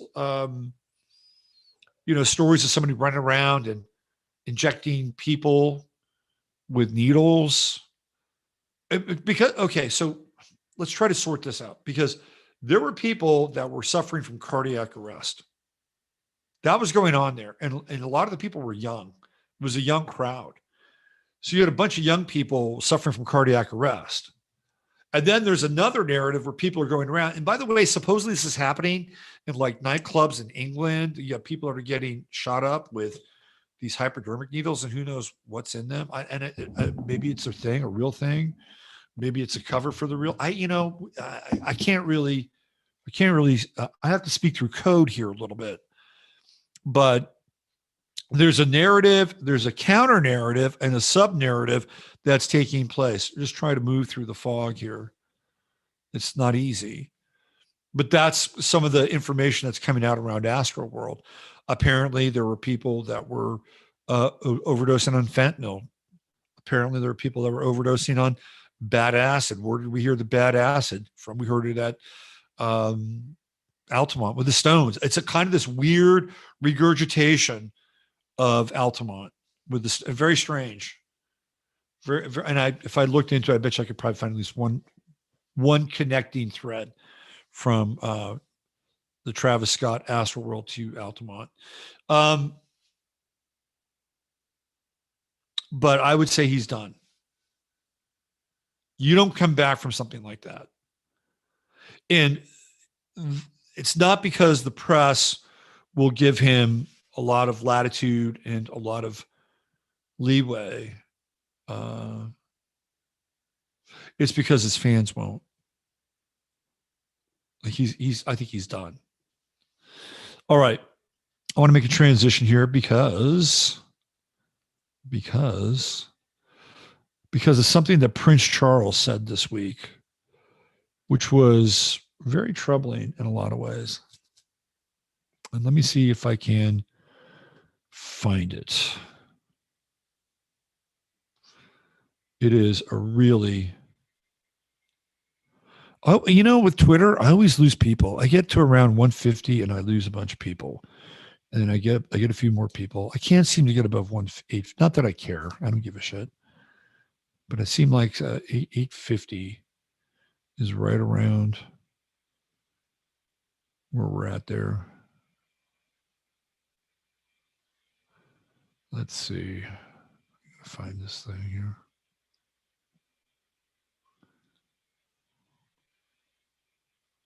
Hold on.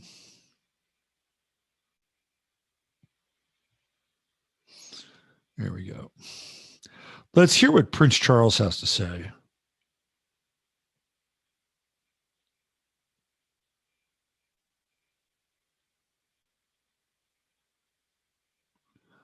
As soon as I can find it. All right. I'm going to play this. This is a guy. This came off of Nish's feed, and this guy has a very interesting breakdown on Prince Charles. So let me play this, and then we're going to get into his chart, the Queen's chart, and Prince William's chart, which is pretty interesting.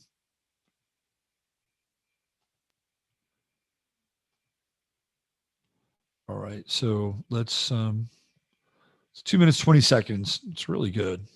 Here we go. He wants to garner all of the assets in the world, trillions out of his mouth, for his disposal. And he's not referring to himself. It's an other that he's referring to. With trillions at his disposal, far beyond global GDP. He follows that by saying, basically, the world leaders aren't smart enough to pull this off. And with the greatest respect, beyond even the governments of the world's leaders. Which refers back to the his. That's why it has to be in this power. Here we need a vast military-style campaign to marshal the strength of the global private sector. So he's advocating an individual, in my assessment, that's going to run in a military style, is marshaling his word again, the assets, the people, and the will to change the climate. But it's really a consolidation of power in one entity, and that's the scary part. I refer back to the word his. There's no precursor in his, I looked at the whole speech, there's no precursor to who his refers to. It's just an entity. It's a personal pronoun of somebody. It's an individual. I have a Christian background. Could be the Antichrist. I don't know. To fundamentally change the financial system. So we have cryptos, we have fiat, we have gold, we have silver, and we have countries that are printing money. The United States is the leader in that they don't have. Debt. And you can't do that. You can't run a business, a country, anything on that. So what are you going to do? Collapse it? And what happens then with COVID, with the supply chain issues, with all of these things that are all distractions, because the ultimate thing is the power grab. It offers the only real prospect of achieving fundamental economic transition. It's the one. And I believe that man has an idea of what the one is. And it ain't a good thing. All right. So I wanted to play that for you. And he's right. Charles is talking about an individual. He's not talking about himself. His disposal. At his disposal. And he's talking about trillions. Giving trillions to one individual. So that one individual can marshal an army to transform the entire planet. That's what he's talking about. And he's saying that the leaders of the world can't do it. They can't do it. So I began to think about this idea of the Antichrist, just like the fellow was talking about. And all three of the Abrahamic religions have their version of the Antichrist, in my estimation. And each one of them is their version of a Messiah. Although in the Christian religion, the Antichrist is the Antichrist, but you can't have the Messiah or the return of the Son of God without the arrival of the Antichrist. So the Antichrist is a big part of the Christian eschatology. You have to have the Antichrist so that Christ can return to defeat the Antichrist. And the other Abrahamic religions have their own version of it. So in Islam, we have Ar-Rahman. And in Judaism, you have the Moshiach. And the Moshiach for some people might look like the Antichrist in some ways, but it has the Moshiach has a different connotation because the Moshiach is the redeemer of the world, but cleansing the world of its depravity and sin. And of course, only the most holy and pure, who will be the followers of the Moshiach, will be able to survive that. So they're different iterations, but they're part of the same narrative in a lot of ways. So I decided to look at the Queen's chart, Prince Charles's chart, and William's chart to find out, where they are. Especially, I'm interested in William as potentially who Prince Charles is talking about. And I do think Prince Charles has an investment in William because William theoretically is his progeny. And so let's look at their charts. Okay, so the queen is on her way out. She's not going to be running theoretically. You may, again, some people say she's dead, whatever. Let's just move her aside for now, but not officially dead. And we have Charles. Now, it is said that the Antichrist will be a prince. He will not be a king. He will be a prince. He will be a prince of the air. That is the description. And we have two princes in England alone. We have a prince in Saudi Arabia who, I'm talking about Bandar, right? Not Bandar, bin Sultan, Jared Kushner's buddy. He's a prince. So we have a prince in Saudi Arabia. We have two princes in England. One is the father prince and one is the son prince. And of the two, I don't think Charles is referring to himself. That's pretty obvious. But let's look at some of these charts just so you guys can get an understanding of what we have here. So let's look at, so we're going to look at the queen in relationship. These are going to be synastry charts. So this is the queen in relation to Prince Charles. And when I look at these charts, it's pretty clear to me that, well, Charles certainly has potential here to take on the role of ascendancy. He certainly has potential. He is competing with William. They're in competition. But I do think that Charles is willing to cede to William for the sake of prophecy. And the Antichrist has to lead an army. And the EU has been busy putting together its own continental army. All right, so let's look at this. Now here, quite interesting, we have Queen Elizabeth in the center ring. And we see her son here. There's Chiron. And then there's Charles's moon conjunct her son. Very interesting. In a marriage, a sun-moon conjunction are considered one of the best things that two people can have together. So if you have one person who has a sun, the other person brings the moon, boom. It's usually helpful if the man has the sun and the woman has the moon. We're just talking about basic energetic representation, but it doesn't always have to be that way. Generally speaking, it's a pretty good match. But that's for a married couple. Here we have a son and a mother, right? And Charles is bringing the moon, and there's the Taurus sun with Queen Elizabeth. And his true node is also very much in the mix with the moon here and conjunct her moon. He's not quite born on an eclipse. Very close, though. And it would have been a lunar eclipse. He's super, super close. Where's Mercury? Mercury's at, where's the moon here? So the moon is at, let's see, where's his chart? Taurus, Scorpio. So where's the true node? Give me a second. It's going to be, I got Mercury here at, I got to make this bigger.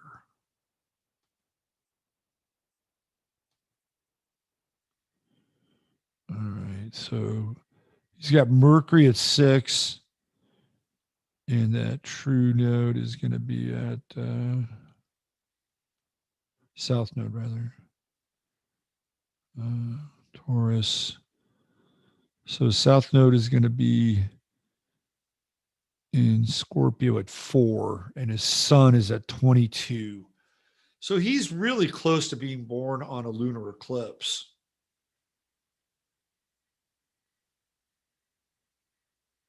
Close enough. I mean, a day before his sun, let's see. So his sun is at 22, and the true node is at probably about 2 weeks off of it. No, let's see, 13 days.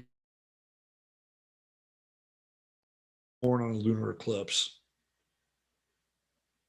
Anyway, and you can see that his sun is also conjunct her Saturn, right? So it's, I mean, in terms of family constellation, it's kind of an interesting chart. He's got Sun Chiron in Scorpio. She has Sun Chiron in Taurus. Both have Sun Chiron conjunction. His a little bit wider than hers, same sign. And just make sure I got that right. Yeah, right at the edge of Chiron. They're ready to Scorpio 26. So 4-degree orb. So they both have Sun Chiron conjunction. And his sun is conjunct her Saturn. So they are tightly constellated. And you would think that he's going to be the next in line. I mean, based on these charts, he would be the next in line. So maybe it's not William. Although when you look at William's chart, William also has a case to being the next heir to the throne. So maybe he sees himself as the king of England, and this other person, somebody outside of himself, but perhaps not William, or maybe it will be. This is where it gets interesting, because remember, the Antichrist is a prince. And until the queen dies, they're still both princes. Now, he is moving into the role. Now, remember, he's not saying this shit until she's stepping away. Right? He's never said anything like this before. So for all intents and purposes, he's moved into this role right here.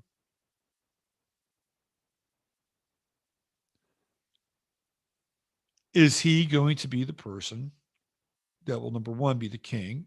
And number two, will he be the him that he's talking about? Are him and William one entity? That's another thing to think about, that they might be one entity together. And that William could be the figure who would be the Antichrist, who would not necessarily be the king of England. Like, he does not have to ascend to the throne. Neither of them do. And for all intents and purposes, Prince Charles is the he is the heir to the throne, but he's also performing the function of a monarch without being a king. It's kind of interesting. And even when we have this kind of Gemini model that we're in, not just kind of we are in a Gemini model, having two princes play the role of a king is an interesting spin on Gemini. So clearly there is some traction. Clearly with his chart, he is set to move into that position. And you can see with Saturn on her midheaven, you can see Saturn being exemplified. That's a long-term gig with Saturn on the midheaven. So that's a lot of lizard juice. But even Saturn sets. Saturn is setting here, And theoretically, this sun is rising. You just see it right there on the midheaven. Okay. All right. So let's take a look at William.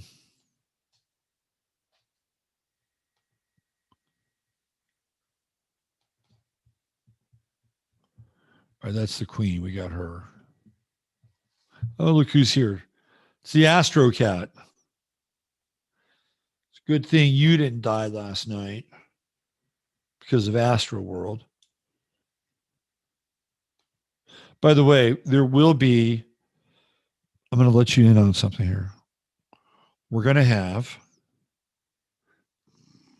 a crypto coin called the Jasper. It will be launching soon.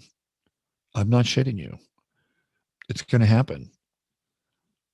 There will be a Jasper. In fact, Masaki already has some. Believe it or not, it's true. And once it happens, I'll have a link, and you can buy some Jasper. The whole idea here, right, is to give the dog coins a run. If there's going to be any cat in the world that can give the dogs a run, it's this one right here. In fact, on Saturday night, which is Friday night, on Friday night, I named a star after Jasper. Yeah, it's in the constellation of Perseus, where, of course, the Perseids come from. So there's a star now named after Jasper, visible in the night sky. Okay, let's look at the Queen and William. Here we go.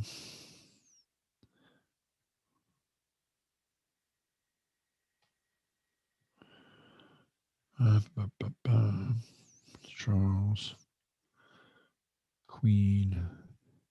There it is, right here. Oh, that's Prince. That's Prince Charles. Hold on a second.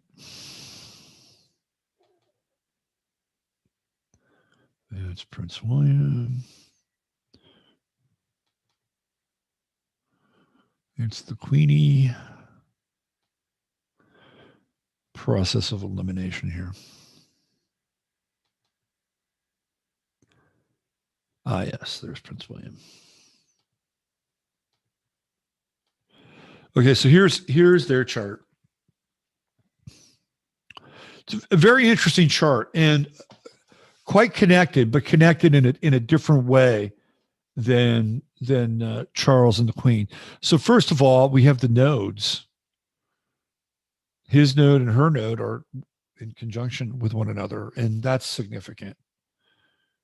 You know that they have court astrologers. So the court astrologers are interpreting all this. So the nodes are conjunct here, and that's a very strong connection, right? Like they both are. You could see with the two nodes that her purpose and his purpose are linked. So for her, it's the true node in Cancer, which was to be the Queen Mother. And for him, even though he's not the Queen Mother, his true node is in the same orbit, in the same orb as hers. So her role was to become the Queen Mother. And for him, it would be perhaps to succeed the Queen Mother because of the relationship between the nodes. And he's born on the summer solstice, the Midsummer Night's Dream. And of course, his mother was a Cancer. That's if she's not Elton John's boyfriend. And I'm saying that slightly tongue-in-cheeky. And I don't think she was. A lot of people do. I don't think she was. I think she was an actual woman. Anyway, so we have these two true nodes. So their purposes are matched. And the idea here would be to like nurture, care, feed for people, right? That's what the true node in Cancer is. Now, while Charles has his sun conjunct her Saturn. Okay. William has a natural conjunction with Jupiter on his midheaven, which for him personally is expansive. Now, he has a lot of retrograde planets in his chart. It'll be interesting to see if indeed he does become king. Will he take it? Because he's got all these retrograde planets. Now, he's in. I think he's in. I think he's into it. I think it's part of his destiny. He doesn't have the same kind of succession here that Charles has with the Queen, with the Sun Saturn conjunction. That is succession. Boom. Passing things off. But William, in his own chart, has Jupiter, which is the ruler of the ninth house, conjunct his midheaven. So that's expansive. Very, very expansive. He has the connection between the nodes with the Queen Mother and passing it down through not the generation right after the Queen, but the generation after that, which is usually where the traits are switched, right? So, we've all seen this. Well, your kids are maybe more like your grandparents in some ways, or you know what I mean? It's like they say it skips a generation. So the skipping of the rulership of their leadership would skip a generation here as well with these two nodes. And the other thing also is that his vertex is conjunct her moon, and she's got moon in Leo. And again, if we're looking at the moon here really telling a story, Leo is the sign of kings and queens. So again, she's the queen mother, queen in Leo, and that's where his vertex is. So he's got these two aspects of his chart that in some ways offset and make him to some degree more legitimate than Charles. And that doesn't mean that they can't both be engaged in kind of a co-rulership, which I think that they may be, because when he says I think he's referring to William. That's my sense. I think he's referring to William. I think he sees William as the person who will be the leader of the world, and that the world will invest in him. And Charles has been right at the table with Klaus Schwab and the World Economic Forum for years. Okay. So this is not just something he's dreaming up. The other thing is that her part of fortune is conjunct his Mars-Saturn conjunction. So again, I think that has something to do with passing off or passing over the fortune. And for here, it's in the 8th house. This is where all the money is, right? The 8th house has to do with things like legacies and fortunes, both genetic and having to do with resources. Right there, boom, he's going to get them. He's going to get the resources. He's getting the resources of the crown. He's getting it. And probably then some right there. So his part of fortune is going to be in her 12th house. Right there. And he's got Neptune on his ascendant, which is quite interesting. And it could also be very deceptive with Neptune on the ascendant. He has Neptune conjunct the galactic center. So there's a sense of destiny with Neptune there on the ascendant. Very much like Avalon, King Arthur. There's some Arthurian stuff here with Prince William. And I'm not saying that to kind of blow Prince William up in a laudatory fashion. I'm not lauding his mythical potential. But there is that, right? And I would not be surprised if when we talk about William or some of the narrative around William emerges, it will be Arthurian. It'll be Arthurian. And one of the things that I was looking at with Alcyone, or Alcyone, some people call it Alcyone, is that there are the story of the king. It's Alcyone is connected to kingfishers, the birds, the kingfisher birds. That's what it's connected to. Alcyone is a very interesting mythology, and why don't I bring that up here? Because when we get into the kingfisher, we get into the fisher king. And when we get into the Fisher King, we have, of course, Pound's epic poem, The Wasteland, and having to deal with Europe, as this kind of wasteland that's suffering from the ravages of a post-World War I kind of apocalypse, and the kingfisher being this wounded symbol, and the land being fallow and not being fertile because of this fallen king with a wound that will not heal. So let me get into Alcyone a little bit here, and I'll show you guys where the kingfisher, or the fisher king, comes into play.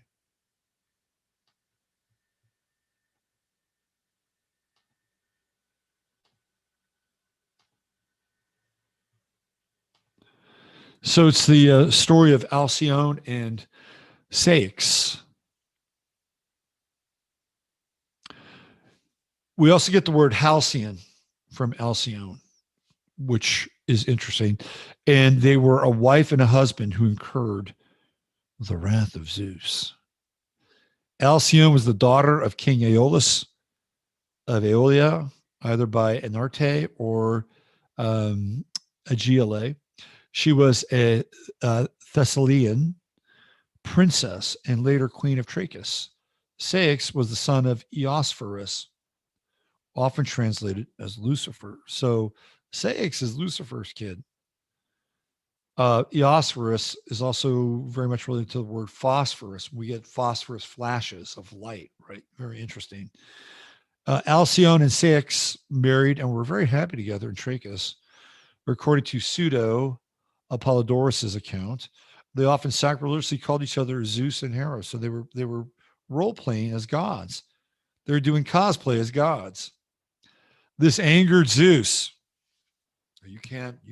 Nobody can pretend that they're myself and my beloved Hera. So while Ceyx was at sea going to consult an oracle, according to Ovid, the god threw a thunderbolt at his ship. Soon after, Morpheus, the god of dreams, disguised as Ceyx, appeared to Alcyone as an apparition to tell her of his fate. And she threw herself into the sea in grief. Out of compassion, the gods changed them both into common kingfishers. There we go. Also known as Halcyon birds, named after her. Ovid and Hyginus, both also recount the metamorphosis of the pair in and after Ceyx's loss in a terrible storm. Though they both omit Ceyx and Alcyone calling each other Zeus and Hera, and Zeus's resulting anger as a result for it. On the contrary, it is mentioned that being unaware of Ceyx's death in the shipwreck, Alcyone continued to pray at the altar of Hera for his safe return. Ovid also adds the detail of her seeing his body washed up on shore before her attempted suicide. The myth is also briefly referred to by Virgil without the reference of Zeus's anger. So Ovid and Hyginus both also make the metamorphosis the origin of the etymology for Halcyon Days, the 7 days in winter when storms never occur. They state that these were originally the 14 days each year, 7 days on either side of the shortest day of the year. So the Halcyon Days in the northern hemisphere are the 7 days before the winter solstice. So that's usually around the 21st of December. So we're going to go back to the 14th of December and then the 28th of December. Those are the Halcyon Days, those 2 weeks. But you didn't know that. They state that these were originally the 14 days each year, 7 days, okay, during which Alcyone, as a kingfisher, laid her eggs and made her nest on the beach, and during which her father, Aeolus, the god of the winds, restrained the winds and calmed the waves so she could do so in safety. Aeolus controls the wind, and the bird couple can nurture their young nestlings. The phrase has since come to refer any peaceful time. Its proper meaning, however, is that of a lucky break or a bright interval set in the midst of adversity, just as the days of calm and mild weather are set in the height of winter for the sake of the kingfisher's egg laying, according to the myth. Kingfishers, however, do not live by the sea, so Ovid's tale is not based on any actual observations of the species, and in fact refers to a mythical bird only later identified with the kingfisher. So when you have truth and the myth, always go with the myth. Okay, so there's more here about Alcyone. You get into Robert Graves in his interpretation of the Greek myths and explain the origin of Alcyone's myth. So Halcyon is connected to the Pleiades. So let's just read a little bit of this here. The legend of Halcyons, or the kingfisher's nest, which has no foundation in natural history, since the Halcyon does not build any kind of nest, but lays eggs in holes by the waterside, okay, can refer only to the birth of a new sacred king at the winter solstice. Now remember, William was born on the summer solstice. So William, if he was named king, or he was named unofficial king of the world as a prince, it would be on the winter solstice, because it would complete the circuit of being born on the summer solstice, the midsummer night's dream, and then being crowned 100, half a year away. So not quite 180, but on the astrological wheel, it would be 180 degrees after that, right? To be crowned on the winter solstice. So we have a winter solstice coming up here in 2021, but I don't think it's going to happen. I don't think the official or unofficial crowning of William will happen until 2022. That's my sense. Maybe longer. It could be in 2024. But I think 2022 would be a critical year. Okay. So let's keep going. This is interesting. After the queen, okay, so the birth of the new sacred king at the winter solstice doesn't mean that he's born at the winter solstice. We know theoretically he was born at the winter solstice. That would be Jesus. But of course, I believe, and I do believe, that that was 9/11. Anyway, but let's keep going with this. After the queen, who represents his mother, the moon goddess, what did we see in Queen Elizabeth's chart? We saw her moon in Leo conjuncting Prince William's vertex. Very important aspect in synastry. What did we see with her true node, which is an aspect of the moon? It's the ascending plane of the moon. It was in conjunction with William's true node. So her true node is ascending in Cancer, which is the moon goddess. Cancer is the moon goddess. His true node is ascending in Cancer as well.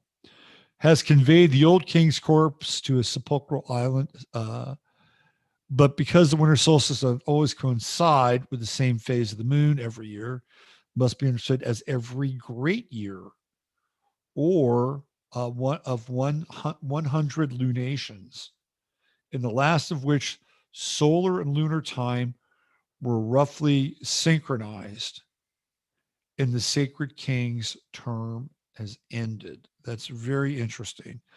So what we would look at would be the conjunction of the sun and the moon on the winter solstice. And I think we might have had that a few years ago. I think we had that. When was that? Was that in 20? That might have been in 2018. I have to go back and look, but that would be the key. Is when the sun and the moon would be in conjunction on the winter solstice. So that would be more than likely either a new moon or even an eclipse. All right, here we go. Homer connects the Halcyon with Alcyone, a title of Meleager's wife, Cleopatra, Iliad, and with daughter of Aeolus, guardian of the winds. Halcyon cannot therefore mean Halcyon, sea hound, as is usually supposed, but must stand for Alcyone, the queen who wards off evil. This derivation is confirmed by the myth of Alcyone and Ceyx, the manner of their punishment of Cyprus. It seems that late in the second millennium BC, the seafaring Aeolians, who had agreed to worship the pre-Atlantic moon goddess as their divine ancestress and protectress, became tributary to the Zeus-worshipping Achaeans. So we're going from lunar worship to solar worship, essentially. And were forced to accept the Olympian religion. Zeus, which according to Johannes Tzetzes, hitherto had been a title borne by petty kings, was henceforth reserved for the Father of Heaven alone. But in Crete, the ancient mystical tradition of Zeus was born and died, annually lingered into Christian times. The tombs of Zeus were shown at Croesus on Mount Ida and on Mount Dicte, each a different cult center. Callimachus was scandalized, and his hymn to Zeus wrote, "The Cretans were always liars. They have even built thy tomb, O Lord, but thou art not dead, for thou hast lived forever." This is quoted in Titus. Jasper's got a bug. Anyway, so we have Halcyon and Alcyone, right?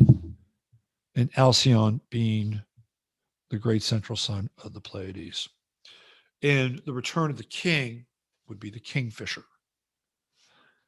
And that would coincide with the rise of the quote unquote new king.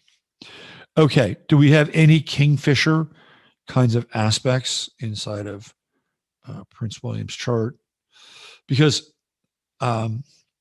Alcyone is, guess what? Alcyone is right around, well, right now it's at 29.5 Taurus. So we have in Prince William's chart right here, look at his Mercury. Okay, so check this out. This is important. Prince William's Mercury is at 8 Gemini, but his Venus is at 25 Taurus. So his Venus is conjunct Alcyone, the great central sun. And he also has Chiron right there. So he's a Chiron Venus conjunction. And he has Chiron also exact at 20. So he's a Venus Chiron conjunction. So if I were to put Alcyone in the chart, it's right there, just about 4 degrees off of Algol in the same constellation. Alcyone and Algol are in the same constellation, by the way. So yeah, William does have a connection with Alcyone. It's through Venus. So he has a relationship with what? The queen, right? Because that's supposed to be the moon goddess.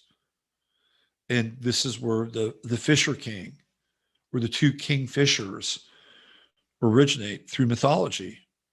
So I think that there's a there with William. And I think that Charles is referring to William in that speech. That's my sense. That is my sense. And that Charles would be the nominative head of England, but not necessarily be the king.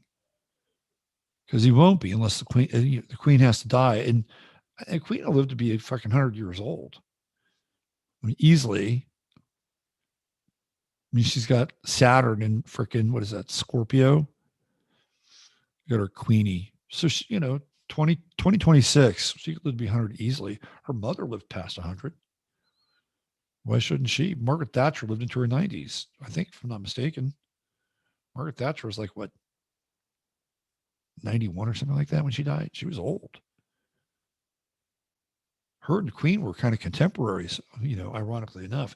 So I think there's a there. And I think that William is the person that Prince Charles is talking about.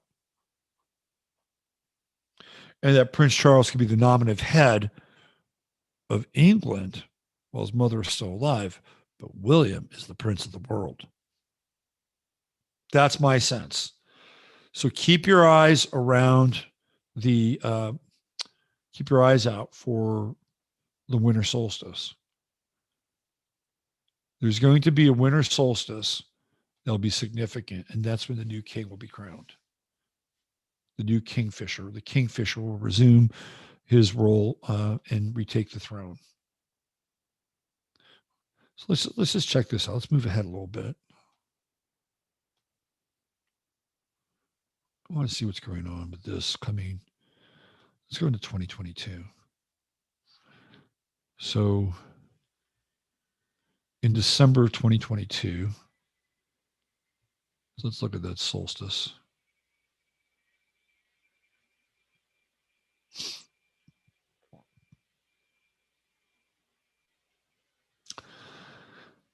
It's close. It's really close.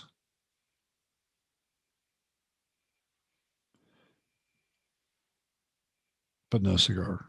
Not 2022. Nope.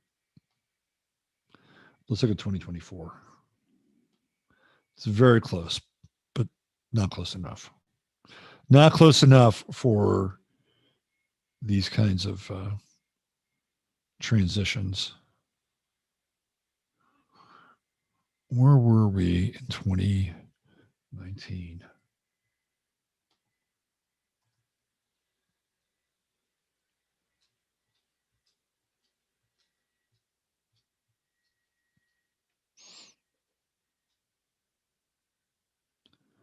Of 2018.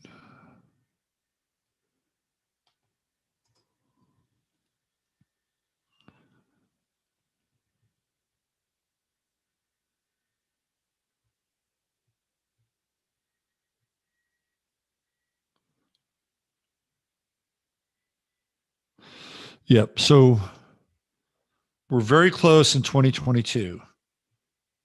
Very, very close. And I looked at 20, but you know what I didn't look at? I didn't look at 2023.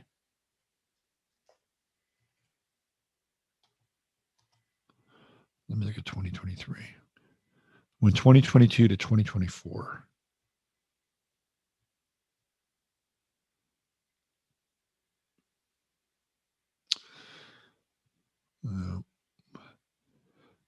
The closest it gets is 2022. And we have the sun. Let me just check one more time. Because it might be, I have to check where, Let's look at this.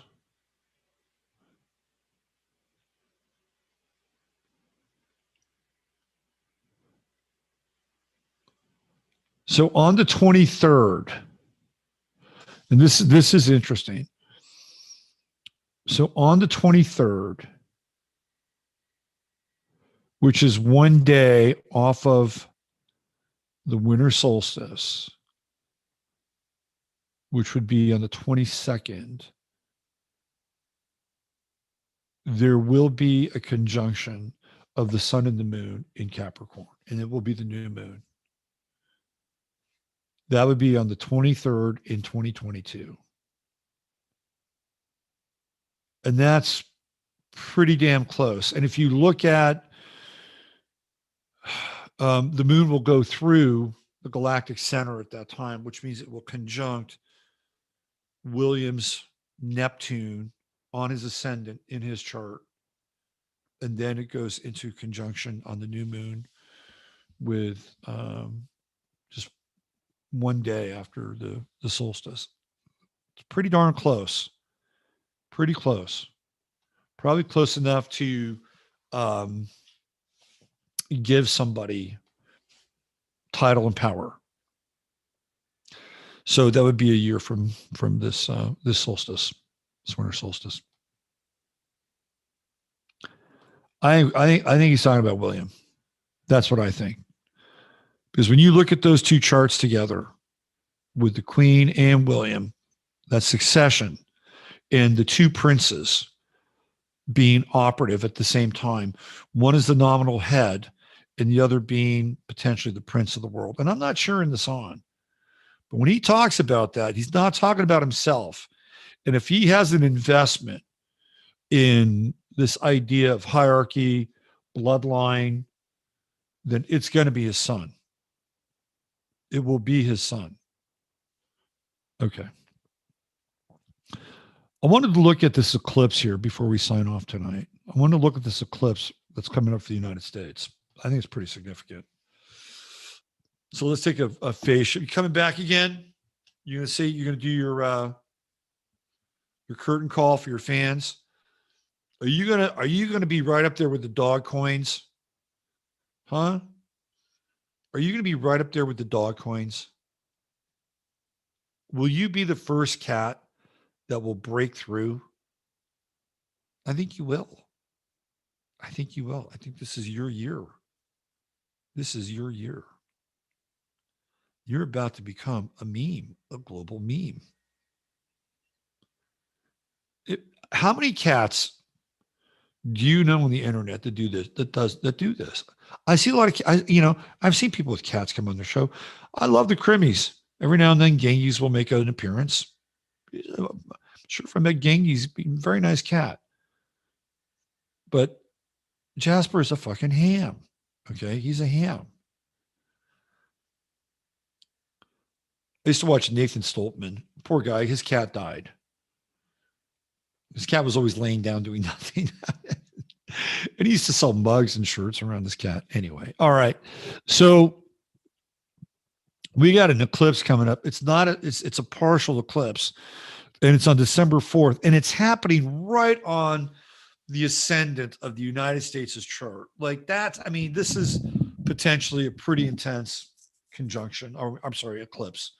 Conjunct the United States' chart. And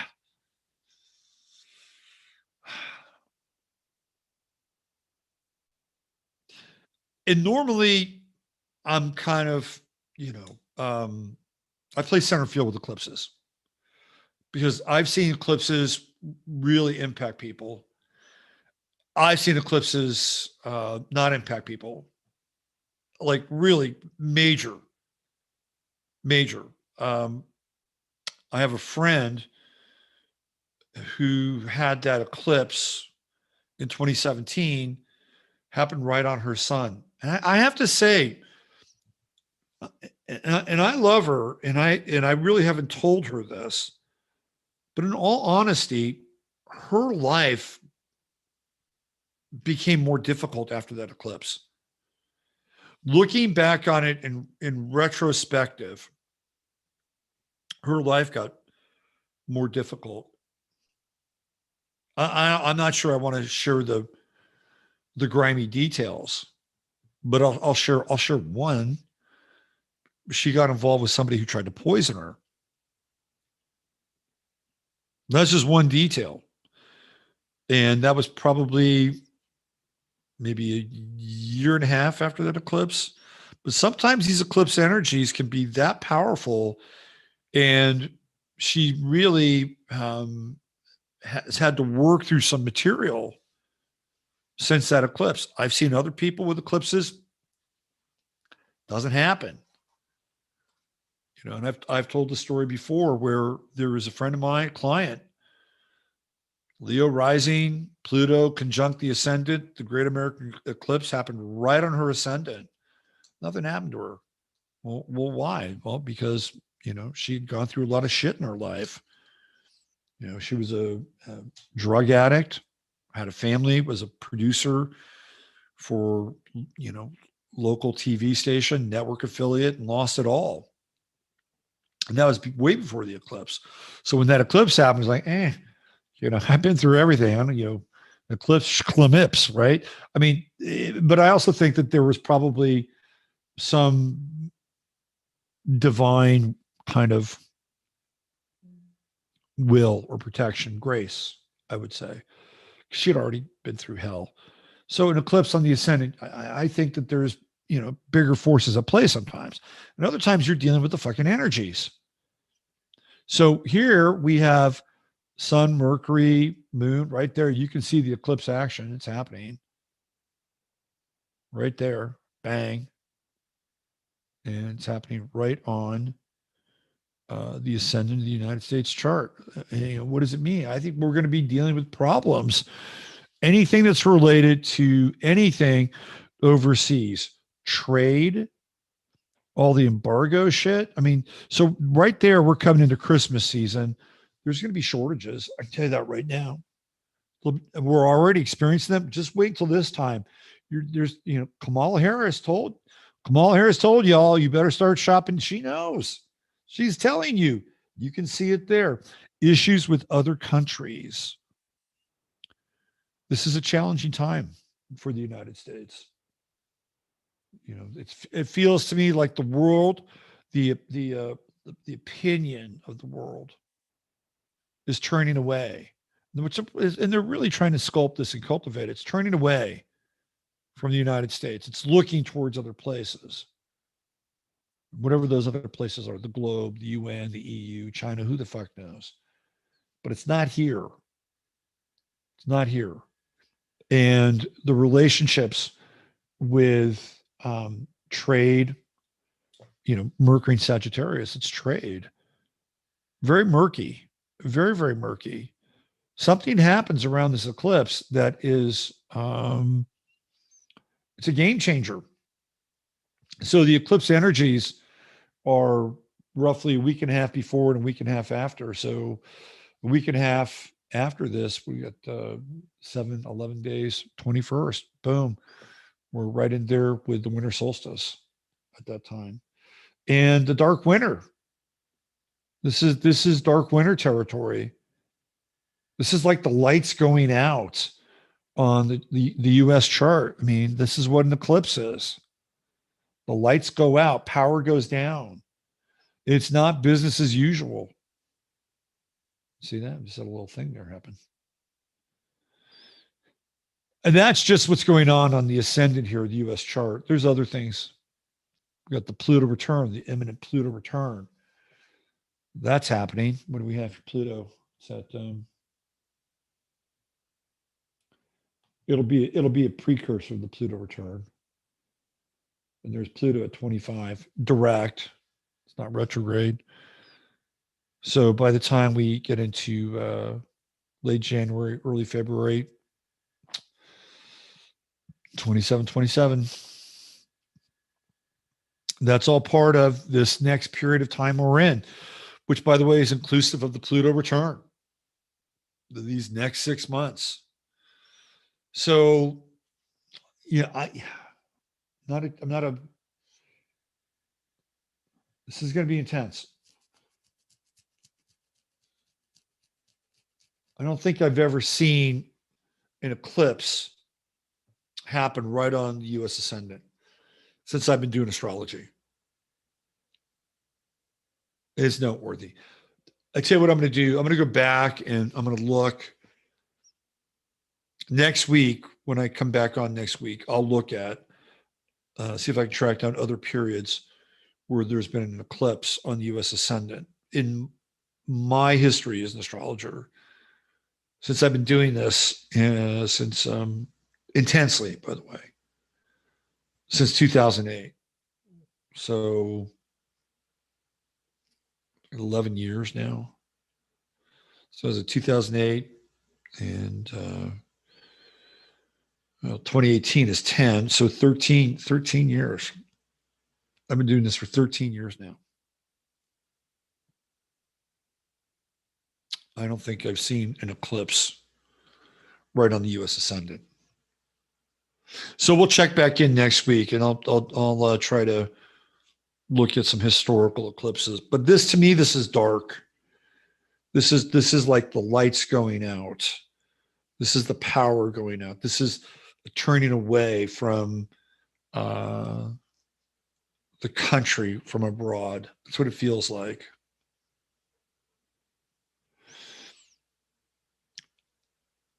But I will say this. I will say this, that the countries of the world are much more amenable to the United States and the people of the United States than they have been in quite a long time. You know, after 9/11, we got a little bit of love from the world. And then, of course, we shit on all of that with Iraq and Afghanistan and Abu Ghraib, and we just became the ugly Americans all over again. But I think the world, even though the world would love to see America fall, there are enough people in the world who are going through enough crisis and enough tension and enough change and things that they have to wrap their arms around, that they understand that if America collapses, then their world can collapse as well. So there will be some degree of empathy and compassion for the American people. I think will occur for the institutions and for the things that are related to this country. I think that's going to be challenged. And other countries and other, heads of state, and sort of like President Poopy Pants being at the kiddie table. It's like that. It's like a shunning. It's like the global powers of the world begin to shun the United States. Multinational corporations begin to shun the United States. This is the shunning of the U.S. Not the shunning of the people, but the shunning of the American century, or the turning away. This is what this eclipse is about. Don't believe it. Don't believe it. It's not who you are. It's not who we are. It's a projection. And it's a projection that'll be based on an illusion and a deception and a lie. Don't believe it. Because the truth will come through. The truth always comes through. The truth will always prevail. Always does. It may take a while, but it always does.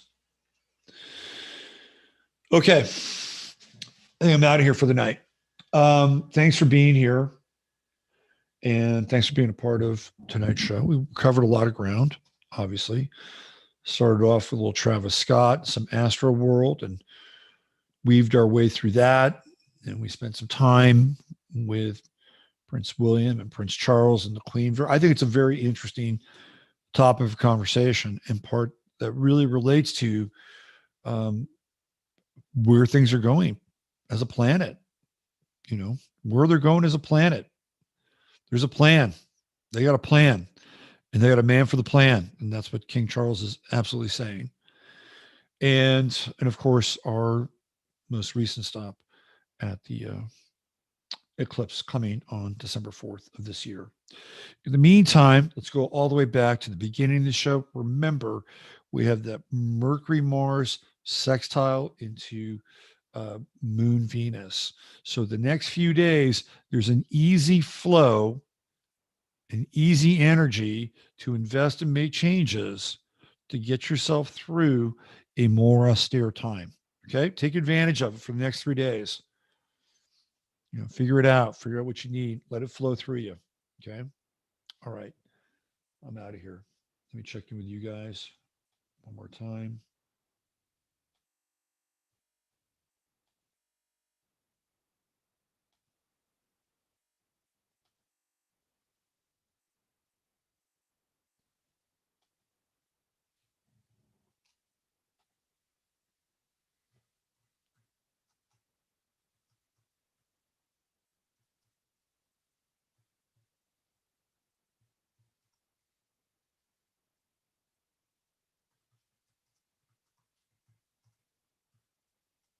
Okay.